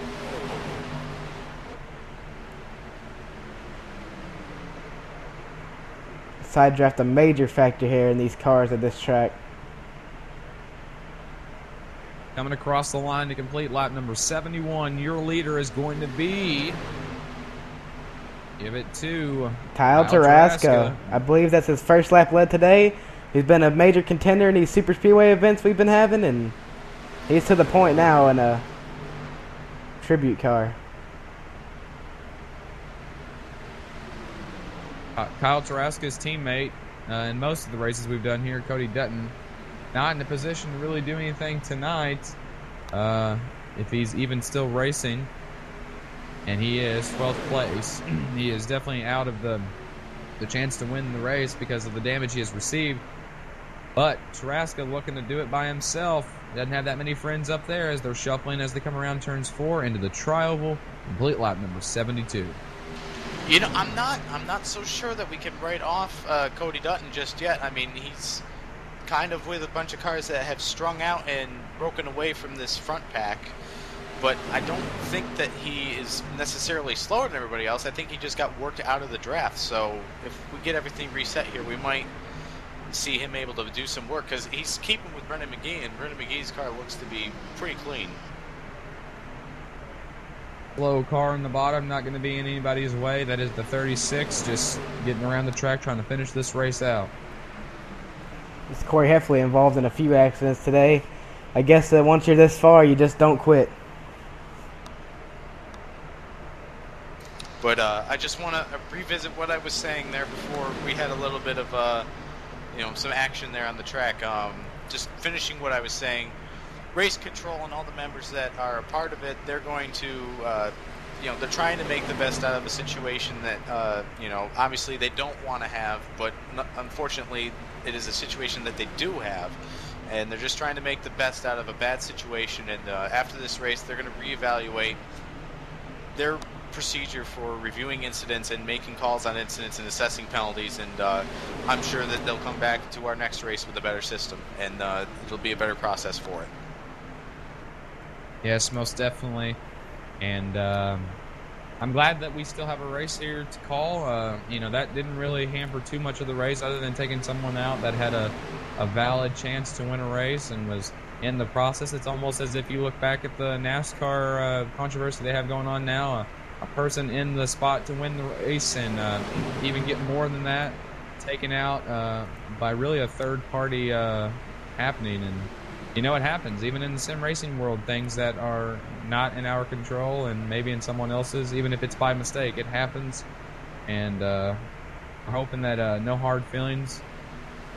We still have a lot of racing to go here, and unfortunately for the 54, he wishes it was over now, because coming across the line this time by, unless the 9 does some crazy stuff, he will be your lap leader once again for lap 75 here in Daytona.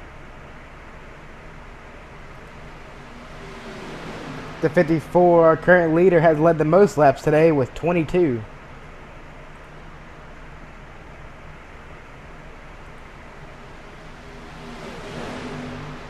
looks like most of our cars in this main group here, we have some working up the outside, but seems like the racing's pretty tame right now. I mean, we've had a rash of incidents here in this middle part of this race. Looks like everybody wants to get down some more of these laps and then start going after it.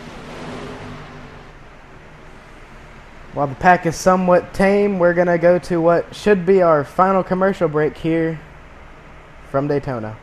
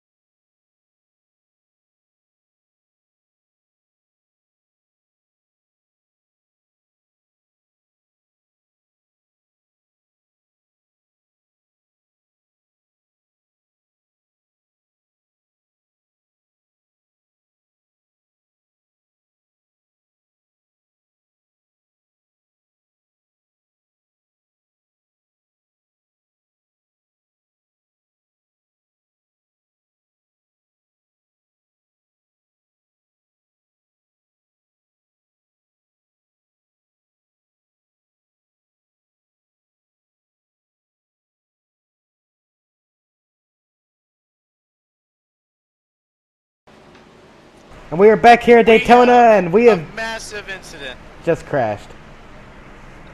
The field came up on the lap car of 24, Triffin Davis, and they ran out of room. They all got into each other, and it was on from there. And I'd have to suspect most of these drivers do not have their toes left, and it looks like 80% of the pack just got into that wreck. Yeah, if anything, really the only hope now is that the whole field was involved, so then they can race it out damage-wise. But I'm seeing we're probably going to have legitimately 2 cars without damage. The odd thing about this is that really I'm not sure that Triffin Davis can be the one to blame. Well, I mean, I'm looking at it here. If it wouldn't have been for him, the 4 would have had more room up high. So I wouldn't say the crash was started by him because the 9 comes up on him, but it definitely may have had something to do with it. 3 and 4 ought to have not been such a big incident. I mean, it shouldn't have been an incident at all. I mean, they're clear of the 24 at that point, and Sanders is working up the track and then puts a big wiggle up and gets into Tarasca, and they're going from there. Well, ride of the night goes to the 11 of Eric Roderman. He goes for one of the wildest rides I've ever seen as far as Daytona here. Easily clears the stands. Almost lands on the 94. It's an unusual thing that I've seen a lot this week in particular in the sim. Not sure why it's been happening, but it's been pretty frequent. Yeah, I believe I was in a race a couple nights ago where one car in an actual official race got launched over the backstretch wall of Chicagoland. So it's been acting up this week.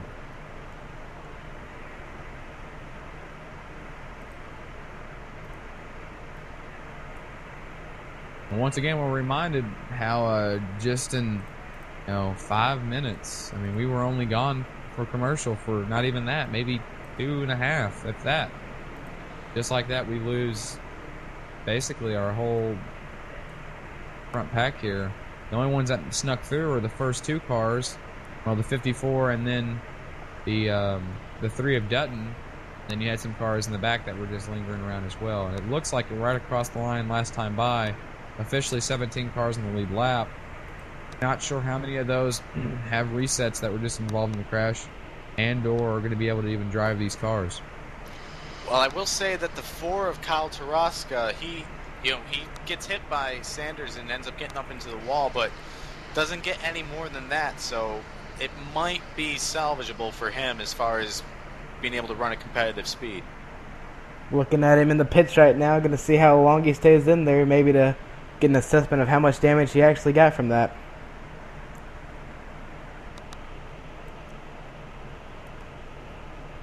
The 26 of Mike R. Johnson, he hit several cars, but he also, looking back at the wreck, I don't think he got any critical damage in a spot there to really hurt the car. And just looking at it, he did quite a job to straighten that car back out. Just looks like some scrapes along the door, but should be fine. Kyle Trask still in the pits getting that damage repaired as the field's coming by. Yeah, it looks like his biggest hits were a side swipe from the 11 and then got a little bit of a hit in the back bumper, but that shouldn't amount to too much damage for him. Yeah, Kyle Trask coming out of the pits after 50 seconds. Yeah, he might have received a little bit more damage than we first thought.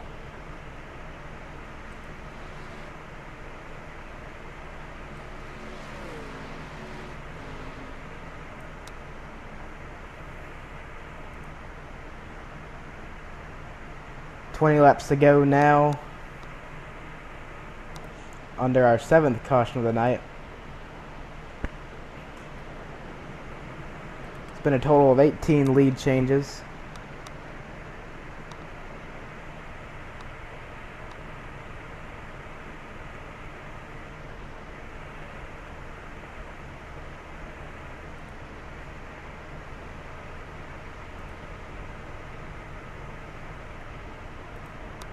Yeah, unfortunately, it seems that most of the cars that were in that incident have pretty significant damage to the alignment of their cars, and it's going to be hard for them to even be able to make their way around the speedway. But it's going to be difficult. One of these cars I'm looking at through the field that seems perfectly clean is Ellie Henderson. We've seen him a couple times tonight, mainly whenever he stayed out and let everybody by, but now that getting down late in the race and all these cars are damaged and his is clean, you can't count him out. And another one in the same boat, Justin Melillo, we haven't talked about him all night, but I don't see a scratch on his car. Yeah, he lost touch with the draft there, and as a result of it, he wasn't up there to get into that crash when it happened. So a little bit of fortunate misfortune there for him. And also Cody Dutton. I mean, debatable as to whether or not his car can run full speed. I mean, I believe that he just lost touch with the draft there on that last restart and wasn't able to get up there with everybody. But looks like he got around that wreck, because he was so far behind. He didn't end up getting anything in that wreck. So he might have something for him, and we know that he's going to give it all he has. Definitely a lot of things to look out for. Lights are off atop the pace car. I would have to be concerned, though, on this final restart here. Well, not final restart, but this next restart here, because we're going to have a bunch of drivers that we have a handful of drivers that have no damage and are good to go. We have a handful of drivers that don't have too much damage and have been able to get it fixed and are probably going to be okay. And then we have a whole bunch of drivers who have some sort of damage, and depending on how blindly they want to drive it and, just throw caution to the wind, we're going to see possibly some issues based upon how damaged their cars are. Just all a matter of how much caution everybody shows. Because if you go barreling down into a corner at full speed, assuming that the car is going to act the way it did before it got that damage, it's just going to create problems. So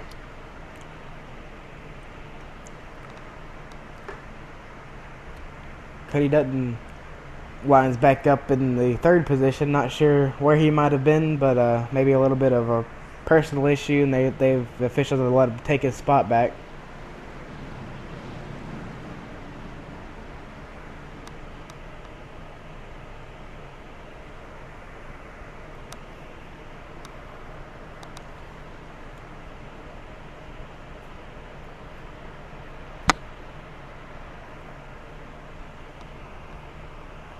field works their way off the banking in turn number 4, working their way towards the start-finish line. Wait for the pace car to peel off here. We'll see what happens on this restart.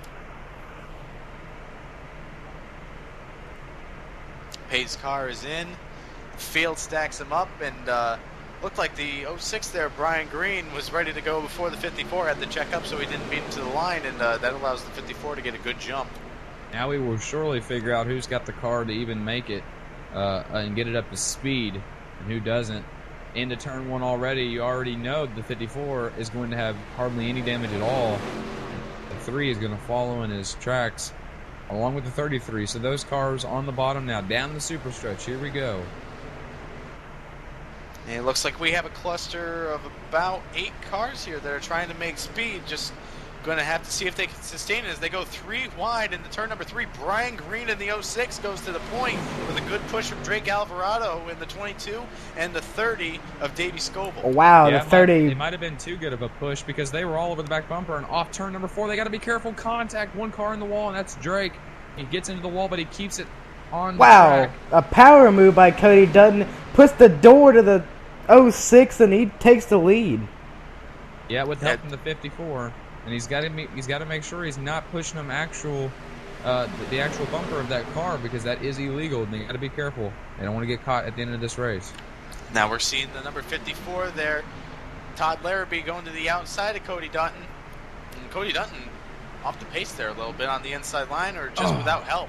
Lancaster, man, he came real close to getting turned going into 3. Now 3 wide for second, and look who's going for first. It's the 26 car. He's got the run. I don't know where it came from, but off turn number 4, the 26 of Mike R. Johnson. He's willing that car. He's trying to lead here at Daytona. It looks like we have a situation where we have some cars that have damage, but they're up in this draft, so they're not losing touch with the people who don't have damage. And then when they get to the front, it mixes everything up, and it's giving everybody a bunch of huge runs. And we're seeing the result of that every lap or so, with a car just flying down the middle or the outside on everybody else. Yeah, let's not get ahead of ourselves, though. We are able to still pile these cars up just as we were 10 laps ago. They got to keep their heads on their shoulders and make sure they don't do anything stupid. But right now, they ain't thinking that much, because look at Lancaster. He goes left, he goes right, he's all over the back bumper of the 54. He can't make up his mind where he wants to go, and if they're not careful, the 26 and the 3 are going to get right back to the bumpers as well. Here they come. I have some bad news for you, Bobby. They're coming to 15 laps to go. Caution's going to be thrown to the wind. These guys aren't going to be worried about what is or is not a stupid move. They're going to be worried about what's going to get them to the front, regardless of what the consequences are. Well, they are at a high risk as the 33 gets turned, and The here we 33 go. gets That's going to be the field. Cody Dutton 2 got around cars that get clean. by. It looks like the 26 did, and Mike Taylor got it through it clean. It's easier to say who got through it clean than who got in it, because that was nearly everybody. The 54 goes for a spin, but I'm not sure he received any damage. I don't know how many times I got to say it. These guys, and you said it as well, they just don't care, especially at the end of this race, and I think that's going to put a big damper on our finish here. Looking back to I'll go find back and take a look who got through, though. cause of this wreck. Let's see. Nick Lancaster just gets into the corner, and he wants to run right on the door of the car on the inside, and really the 54 wasn't hugging that yellow line, and that they just get tangled up right in the middle.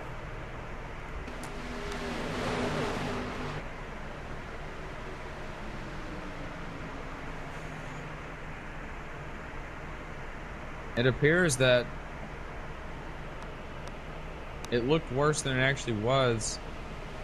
33 is definitely out. He goes upside down. The 26 has got a lot of damage, followed by the 06 Brian Green. Looking back here to see if we can find any more. It looks, other than that, it looks like we're good there. I think 4 got through it pretty clean.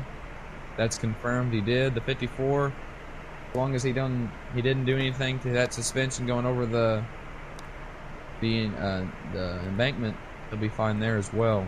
So 3 cars I'm seeing total that's going to be probably done after that crash. Cody Dutton's your new leader after the misfortune, and not sure if his car is damaged or if it's ready to go, because we've seen a little bit of a mix out of it in that run. He drove up and took the lead and then instantly fell back. Not sure if strategy or if damage. Well, speaking of strategy, man. I think that what happened, I mean, he definitely has some sort of damage, but I don't think it's keeping him from being able to work the draft and contend. But I think what happened on the back straightaway there when he fell back was everybody else was just working in different lines and he had nobody behind him to push.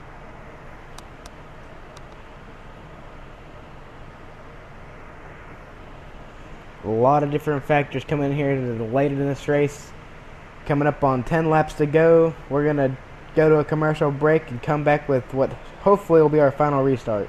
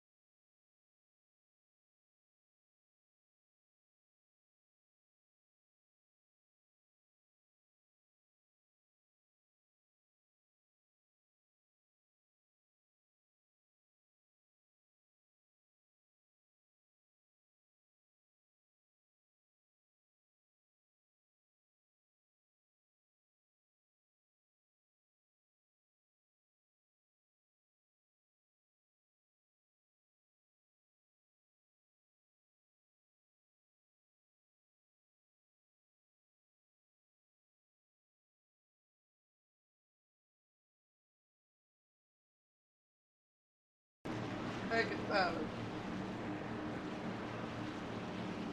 Welcome back here to Daytona. Welcome back here at Daytona. And Go ahead, pace Bobby. car is... Yeah, pace car is going down the back stretch. We'll let you take it away on the start here. Catch you up on what's happened if you're just tuning in. Nothing much, but a little bit of everything. It's been controversy, hard racing, good passing, slingshots, left, right, up, down. Sometimes over the grandstand crashes, beating and banging.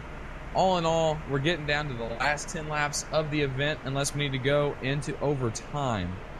Your cars remaining right now, not that many, but we still have a race in our hands, 12 that are on the lead lap, some of which are riding with damage. We'll have to wait and see which ones are competitive. Your leaders, though, Cody Dutton and Elliott Henderson, probably wouldn't think you'd be saying that if you see what these guys have been through. Coming off turn 4, take it away, Tyler. Yeah, rounding out the top 5 to 13 of Mike Taylor. 4th is Kyle Taraska, and 5th is Todd Larrabee. It's hard to tell who has what as far as, cars with or without damage, but we're about to find out here. Coming to 10 laps to go on this restart as the pace car peels off and they head down waiting for the green flag. As it goes in the air, they get on it. Elliott Henderson looked like got a pretty good run there on the outside of Cody Dutton. They're going to be side by side heading down into turn 1. I'll be one to say Kyle Taraska. Keep an eye on him. He is right there in the middle of that pushing match as they go into turn 1. Look at these guys. Look at the power move of Henderson on the high side around Dutton on the bottom. Now he goes high. The 13 being pushed by the 54. Oh! We have more contact in the back. Looked like Kyle Taraska and the 54. Todd Larrabee got together. Caution comes back out. Hard in the wall, 54. Looks like it was just those two involved, but we're back under caution again, and now we have to throw into the conversation with the restart coming with less than 5 laps to go. If they manage to wreck again, we're going to be looking at green-white-checkered territory. Looking down here, going into turn number 1, and 54 is riding on the bottom. It's that pushing. They didn't listen to the driver's meeting. I don't know what they didn't do, but when you push, this happens. I'm not sure. It looked like he'd made contact with the car in front of him, but he checked up and moved up a little bit, and that's where. Well, it didn't help that he was on his rear end already. Again, if you're gonna ride on these guys' on the back of these guys' cars, you have to expect that they're gonna check up or they're gonna move. And I would pin the blame on 54 at that point. I can't really say that the car in front of him is at a fault because you're not supposed to be pushing or even that close. It's the restart. We're getting up to speed, and I mean that's really his fault. That's the way I look at it. We've seen it twice today. I mean, even the leader being taken away. If you're going to push, you're going to suffer the consequences. And unfortunately, for Taraska and maybe just Taraska, he's in the middle of. He had nowhere to go. It's a little bit of insta karma, if you will. Not for Taraska, but unfortunately for the 54.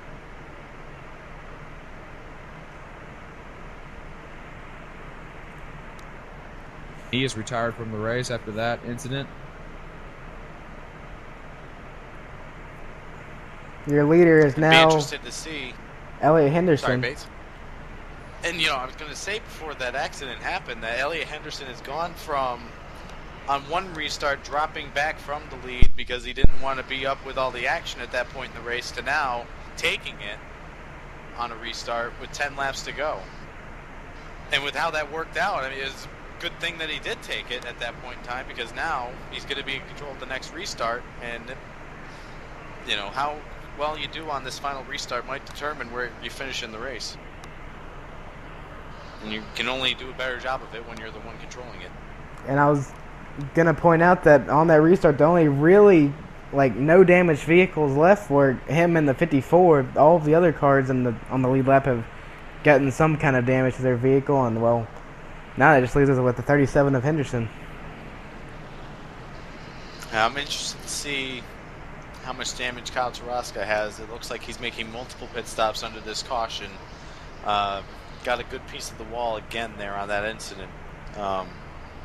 Right side of that car has to be absolutely beaten with the incidents that he's been in today, but the rest of the car hasn't had too much, so We'll see what they can do with it and if he can do anything from here to the end of the race, but probably with that hard lick on top of the one that he had earlier, going to be hard-pressed to make speed.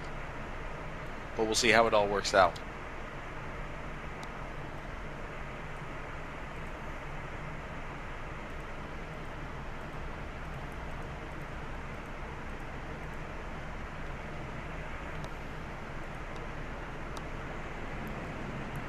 Definitely a lot to look out for here. You're going to restart within regulation here, but one more caution will bring us into overdrive.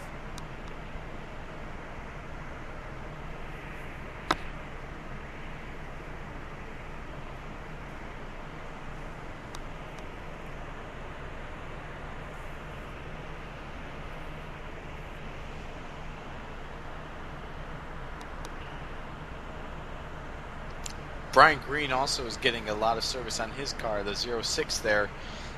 Coming to that last restart, when they took one to go, he barely beat the pace car off pit lane, so I'm sure that he had a lot of damage he was working on getting fixed. This caution's only good news for him because it gives them more of an opportunity to work on that car, and closer you get that optional damage repair to 0, the faster the car is going to go. So maybe he's going to be able to get his car back up to competitive speed and have a shot at this thing. It's definitely on the table there, and on the table for anybody to take.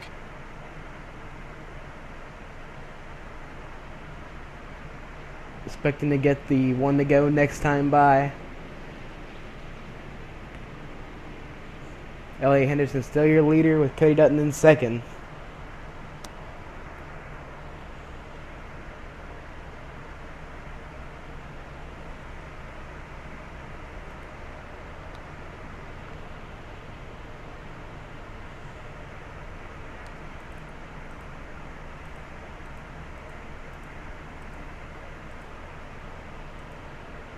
Looking through the remaining cars, it seems like we have forgotten a potential clean car in the field, and that's Justin Melillo. I'm really hard pressed to know that his car is clean, because I don't know if he does have an issue, because he just has not gotten up there on any of these restarts, and I would have thought at least on our second to last restart you would want to have been getting up there and going, because we were within 20 to go at that point. You don't want to lose the draft, but obviously we didn't have much time on that most recent restart, so we'll have to see what he does here. But if that car is clean, he certainly has an advantage over most of his competitors.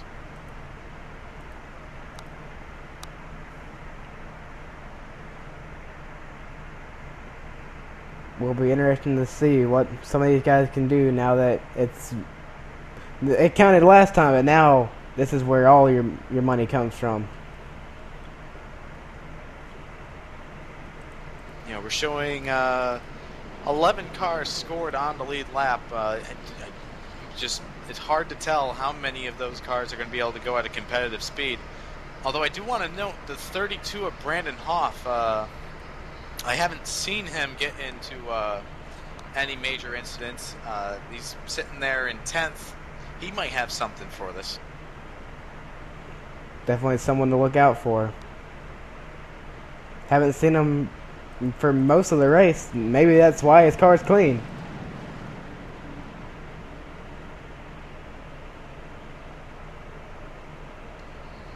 Really hard to tell with them pacing here under caution. They, hard to tell who's going to have the speed once they get on it and, really try and make speed, and who's going to have a lot more drag than can be acceptable in the draft. But we do know that Elliott Henderson up there at the point has about as clean a car as anybody, if not the cleanest.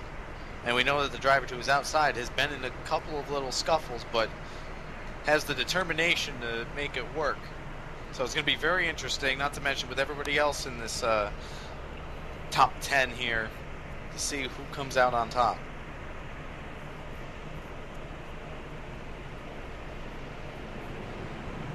The field works through turns 3 and 4 here, getting ready for the pace car to pull off in the pit road.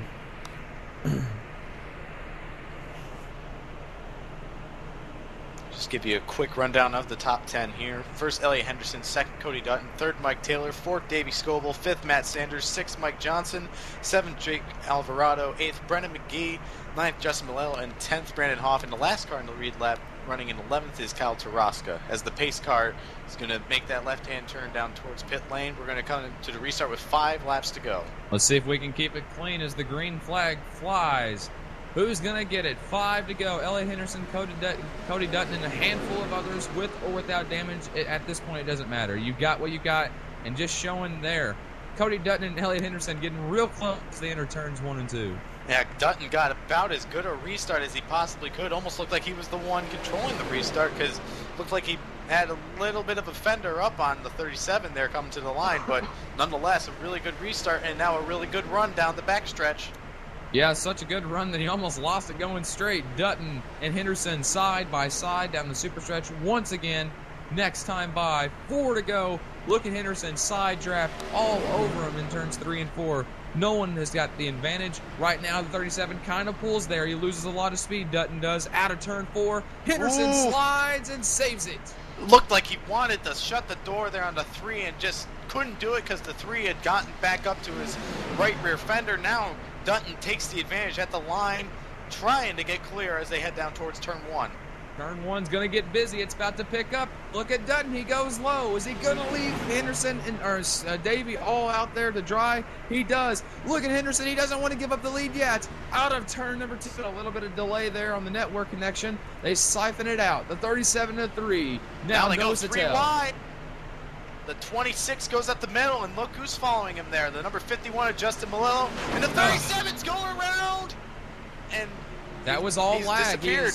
If it's not a caution, we're still. He comes back into the server spinning in turns 3 and 4, but nobody else is around it. And fortunately enough for us, that means the race stays green. Not for long. The 26, 3 wide. They almost get it sideways. The 51 is there. Cody Dutton to the lead, but not before the 26 makes contact once more. Oh they my God, they're still there tight. They go. Now they're going around. Number 51 trying to gather it up as they have yet to wreck. Now there they go. It's still green, and now the 22 spinning up on the track. It's still green. There. Yellow is out. Caution has been thrown by race control. For some reason, the simulator did not pick up amid 6 cars spinning in turns 1 and 2 that the caution should be thrown. Anytime. The last 3 or 4 cautions have all been caused, and one not being the Triffin Davis lap car incident that may or may not have been caused by him. One of the two. All of that has been, and before that has been caused of bumping. If you go back at this, Justin Malello going into the corner, gets into the wall, and then the 30 gets into him. But in that case, it wasn't because he was all over the back bumper of him. It was just honestly because Malello got in the wall. No one's checking up at this point in the race, and he pays the price, and so does a couple other cars. Well, yeah, absolutely. There's a no pushing rule on the race, but you're right. You're doing everything but trying to make time, especially with 3 laps to go. And if that guy in front of you makes a mistake, like clipping the wall, that tiny gap that you've established is going to close up instantly, and you're going to be on them. And at that point, it sent the 51 out of control, and my goodness, that was the laziest of wrecks. They spent the longest time just hitting each other, but still going in the right direction before they finally went around. Unfortunately for Elliott Henderson, he is out of the race. That car is absolutely totaled.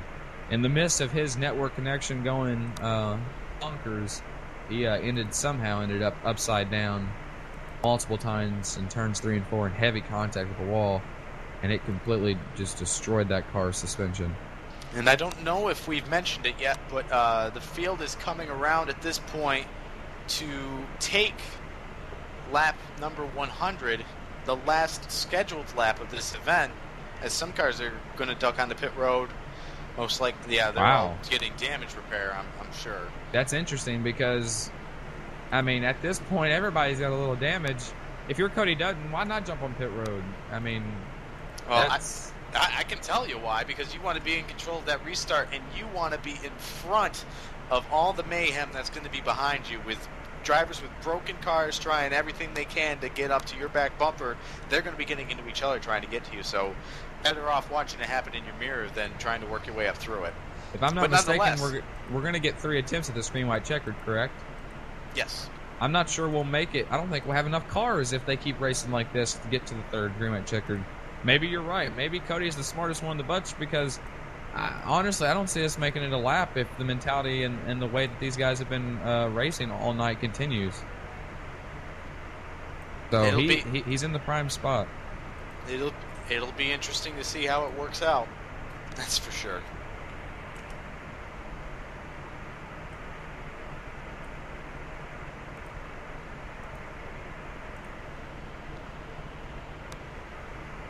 But they worked their way down the backstretch, working lap number 100. They will have completed the scheduled 400 kilometers when they get back to the line this time by. But as we said, the race is not over. We will be making our first green-white checkered attempt.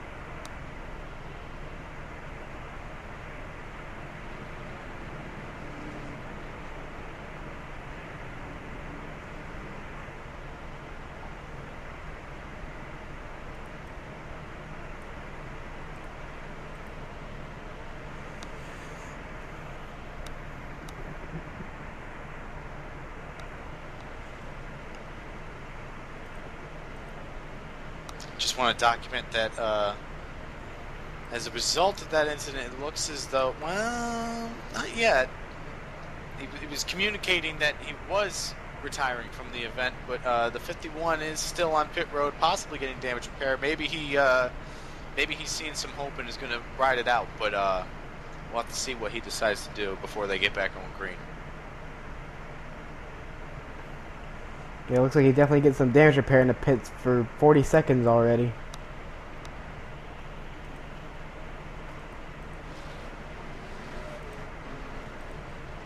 And Brian Green in the 06 there, he's been waved around the pace car, looking to see if that's going to put him back on the lead lap.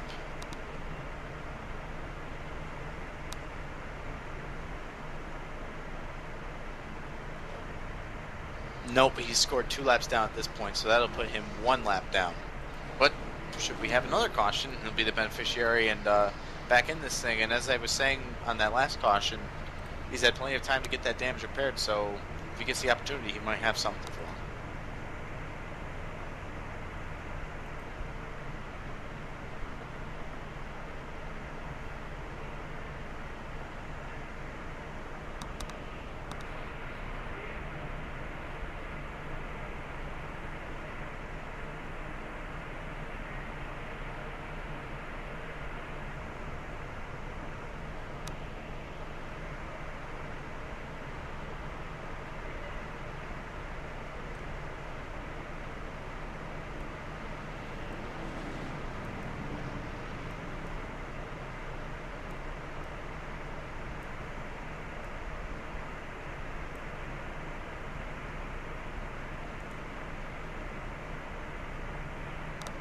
Well, lights are still up on the pace car, and our NRS reporter for the day, although we got to talk to him today, does happen to be Cody Dutton, and we're going to try and get a word with him.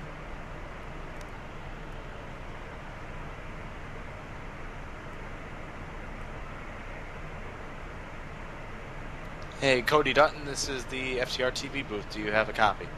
Yes, sir. We got you right here. Alrighty, this has been quite the event, to put it one way.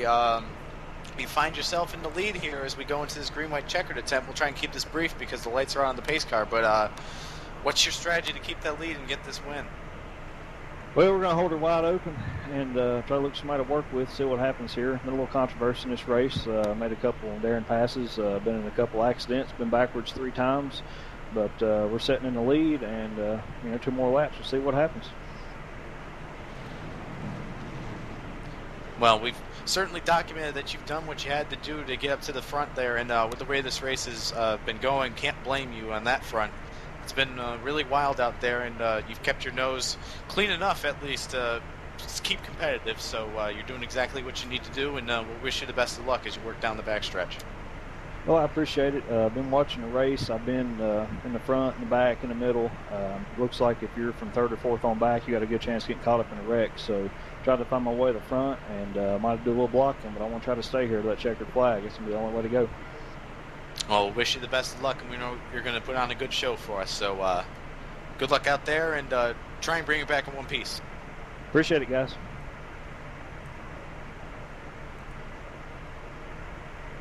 Cody Dutton there, one of the more optimistic guys you'll talk to here, and especially given the circumstances we're at now.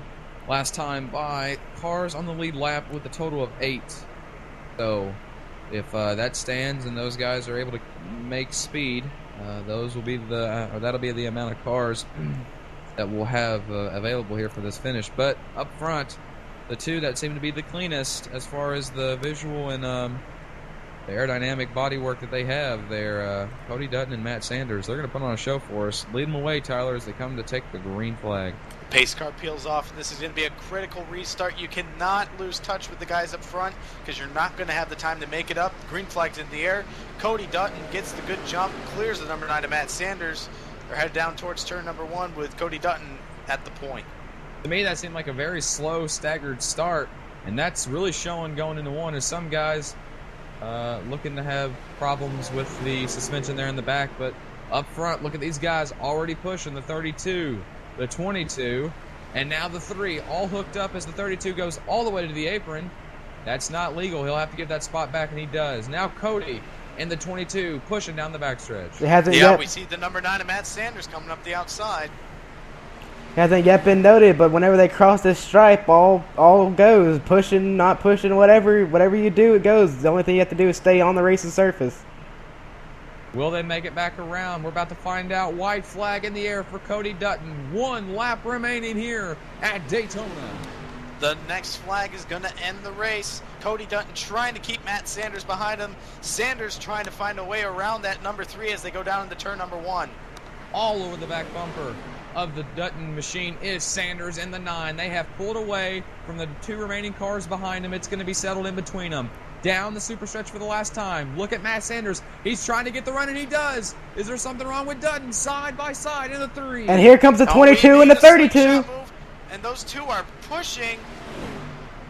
And Matt Sanders around. Drake Alvarado's going to get away from him in the 22. And the 32, the Binnenhoff is going to break through for second. And the 22 is going to win the race. My goodness, does it ever end? That's it. We're winner. I think that's it. Yeah, that's going to end the race. And pushing was allowed for the last lap, so that's how the 32 and the 22 were able to make up all that ground. And when the 9 and the 3 got together, that paid off for the 22. Now let's wait here, boys. Just going back, taking a look at okay, we're just making sure. I wasn't aware if the 22 had gotten into the 9 and maybe pushed the 3 down. But it's all legal. That was a clean pass on the 22's part, unfortunately for Dutton. He just couldn't catch a break. And that car, even though it's spun out many times, it still doesn't look like it even has a scratch on it. Yeah, the 4 cars just found their way into each other, and, you know... Other than the front end. Hard to blame... Hard to place blame when it's, the last lap coming down to the checkered flag. Everybody's taking everything they can possibly get, and then more so, and that's the result. A part of me, right there, when I was saying, no, wait a minute, because I was suspecting the 22 had gotten the 9, which would lead the 9 into the 3, but that is not the case. I've yet to see anything that shows that happening. The 9 had already made his move down. The 3 had already made his move a little bit up and kind of maintaining the middle line. Racing, that just doesn't add up, and unfortunately for those 2, they spun. 22 gets the win here. Yeah, for Drake Alvarado there in the number 22, it seemed the seas just parted there. He came up on that group and kind of was left without anywhere to go with that huge run that he had, and then they got into each other, went down the racetrack, and he was able to go by on the outside and onto the win. I would have loved to have seen the way that the end of the race played out. It looked, if we would have had at least 16 other cars or so, or even 10, I would have took 10.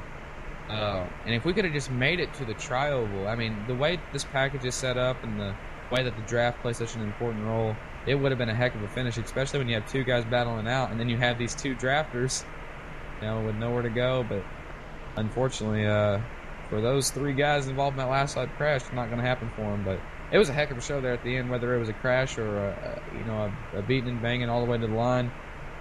A very good last lap pass. Maybe not the way that the fans wanted to see it, but you got it, and 22 is your winner. And we saw him doing his celebrations. Nice to see, if nothing else, we get to see on a day that, at the conclusion of a day here, that means so much to America, a car with an American flag on the hood go to victory lane. So, if nothing else, we do have that.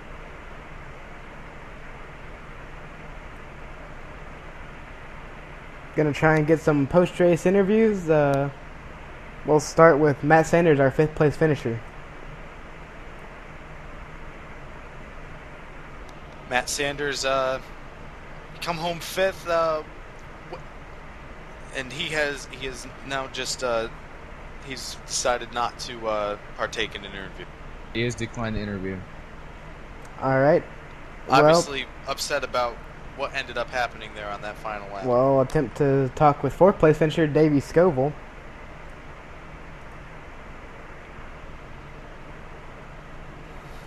Davey Scoville, do you have a copy? I do. Well, you end up finishing 4th in an interesting race. How did you end up at that point? I actually got really lucky on those last few wrecks, but, I mean, I was really clean for about 80 laps, got in a wreck, then got my reset, and I thought I was sitting pretty there. And then I just got involved in another one, had 5 minutes. I only could get about 3.5 of it done. Went out, kind of just rode around those last 3 laps and avoided the wrecks.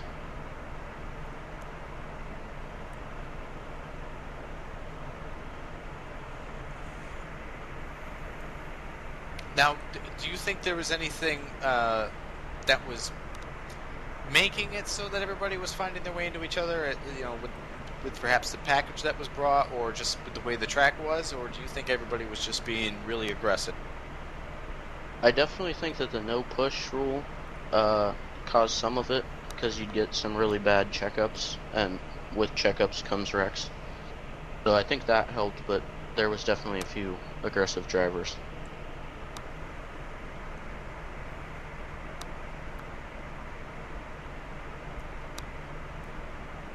Well, an interesting and wreck-marred race, unfortunately, but you survived it well enough to get a solid 4th place finish, so congratulations to you, David. Thank you, and I hope the next one's better.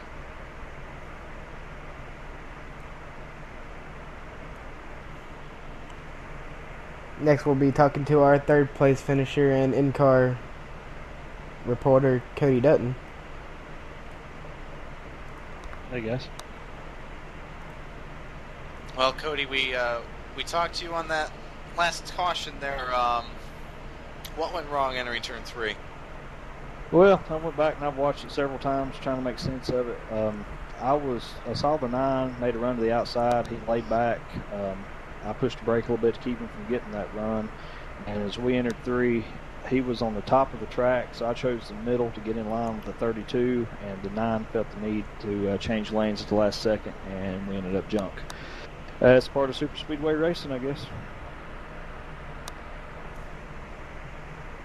Well, unfortunate that you didn't come away with the win, but you did still come away with a solid 3rd place finish, in a race that really was marred by, there's no way around it. It was marred by quite a few incidents. We asked Davey Scoville his take on it. What do you think was leading to most of the incidents in this race? Was it anything particularly with the package, or do you think it was just a lot of aggression and not enough, perhaps, giving in some situations by drivers? Well, this setup runs a set of 1350 front springs, and the sway bar is unattached on the front end, so the car has a lot of body roll. If you put a lot of steering wheel input in it, that'll cause the left rear to unload. It was spinning a lot of guys out in practice. I saw it a couple times in the race. This car with the aero and setup package also had a very fast closing rate, and that's causing a lot of bumper-to-bumper contact, and which in turn with a loose setup would cause people to lose control. A number of things for the experienced plate racers. I believe it was a great package, great setup, but some of the guys in here, I saw a lot of D-stripe and C-stripe guys, maybe not so much, but in my opinion, other than the incidents, it was a very good race and a very good package. Well, it certainly did provide a lot of excitement for us, and when you guys were running green, it was absolutely phenomenal to watch. So certainly good in that respect, to say the least. Just unfortunate that so many people had to, end up in incidents, because we would have liked to have seen everybody have a chance at it there at the end. But we all know that that isn't how it works, and it never will work that way. But nonetheless, you find your way to third place. Congratulations, Cody. I know it's not what you wanted, but it's still a very respectable finish. I appreciate it. I'm glad I got to show my Dale Earnhardt Tribute 911 Tribute car on the broadcast. Been fortunate enough to run up front and lead laps in every event we've had so far. I've enjoyed the series and look forward to the next race.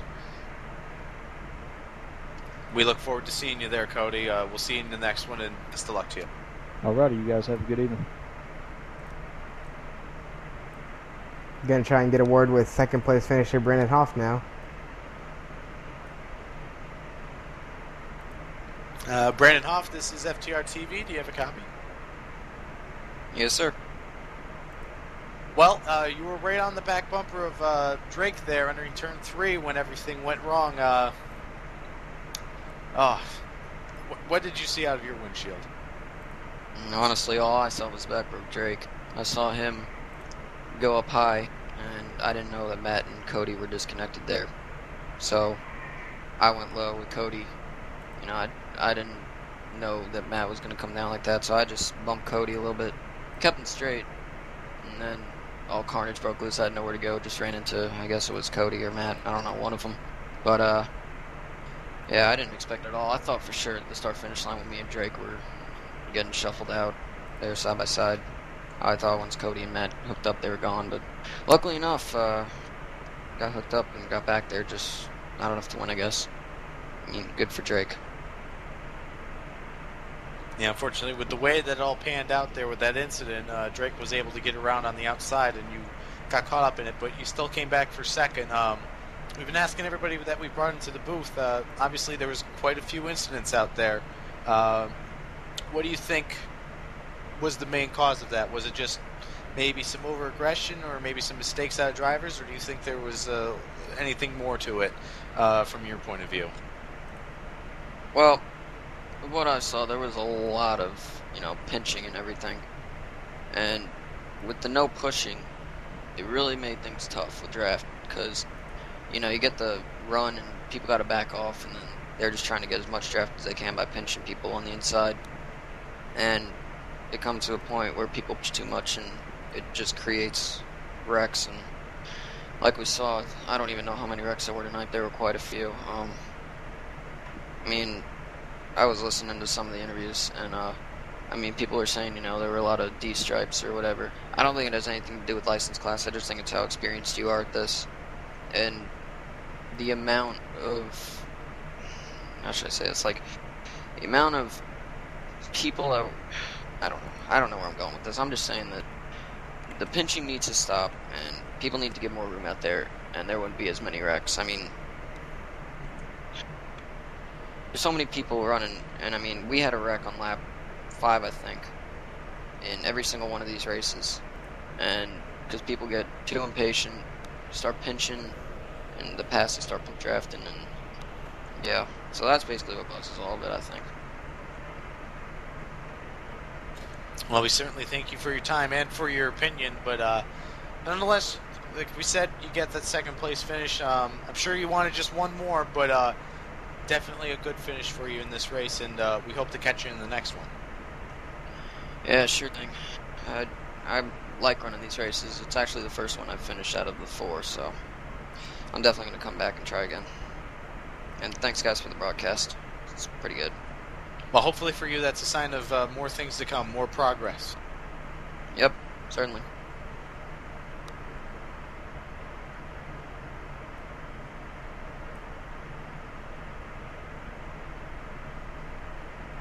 it doesn't look like it's going to be possible to get a word with our race winner, Drake Alvarado. That's unfortunate, but he's not available. So, guess we'll do a rundown of the finishing order.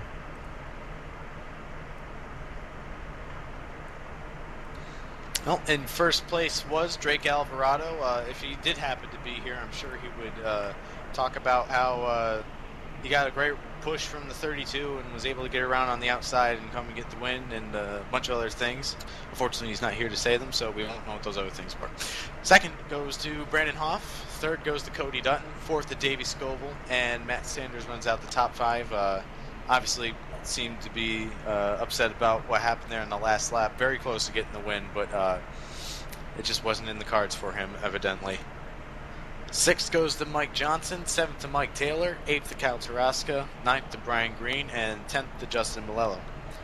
11th goes to Elliot Henderson, 12th to Brennan McGee, 13th to Todd Larrabee, 14th to Nick Lancaster, 15th to Danny Congdon, 16th to Corey Heffley, 17th to Steve Bonesteel, 18th to Triffin Davis, 19th to Eric Rodman, 20th to Preston Boris, 21st goes to Jeremy Stanley, 22nd to Brock Drury, 23rd will go to Connor Babel, 24th goes to Dylan Landry, 25th to Corey Carpenter, Joe Johnson comes home 26th, Nick DePalma 27th, Ryan Williams 28th, 29th goes to Jeff Ramsdale, and 30th goes to Devin Schrecker.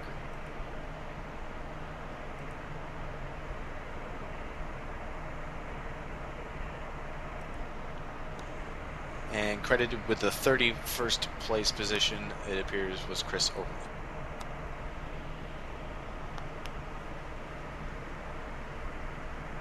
Well, that wraps it up for tonight's event. Exciting event while it was green, but plagued with cautions. Some drivers calling it on the package, others calling it on the drivers. Not sure what the next event will be, but expected within the next 2 to 3 weeks. Same place, same time.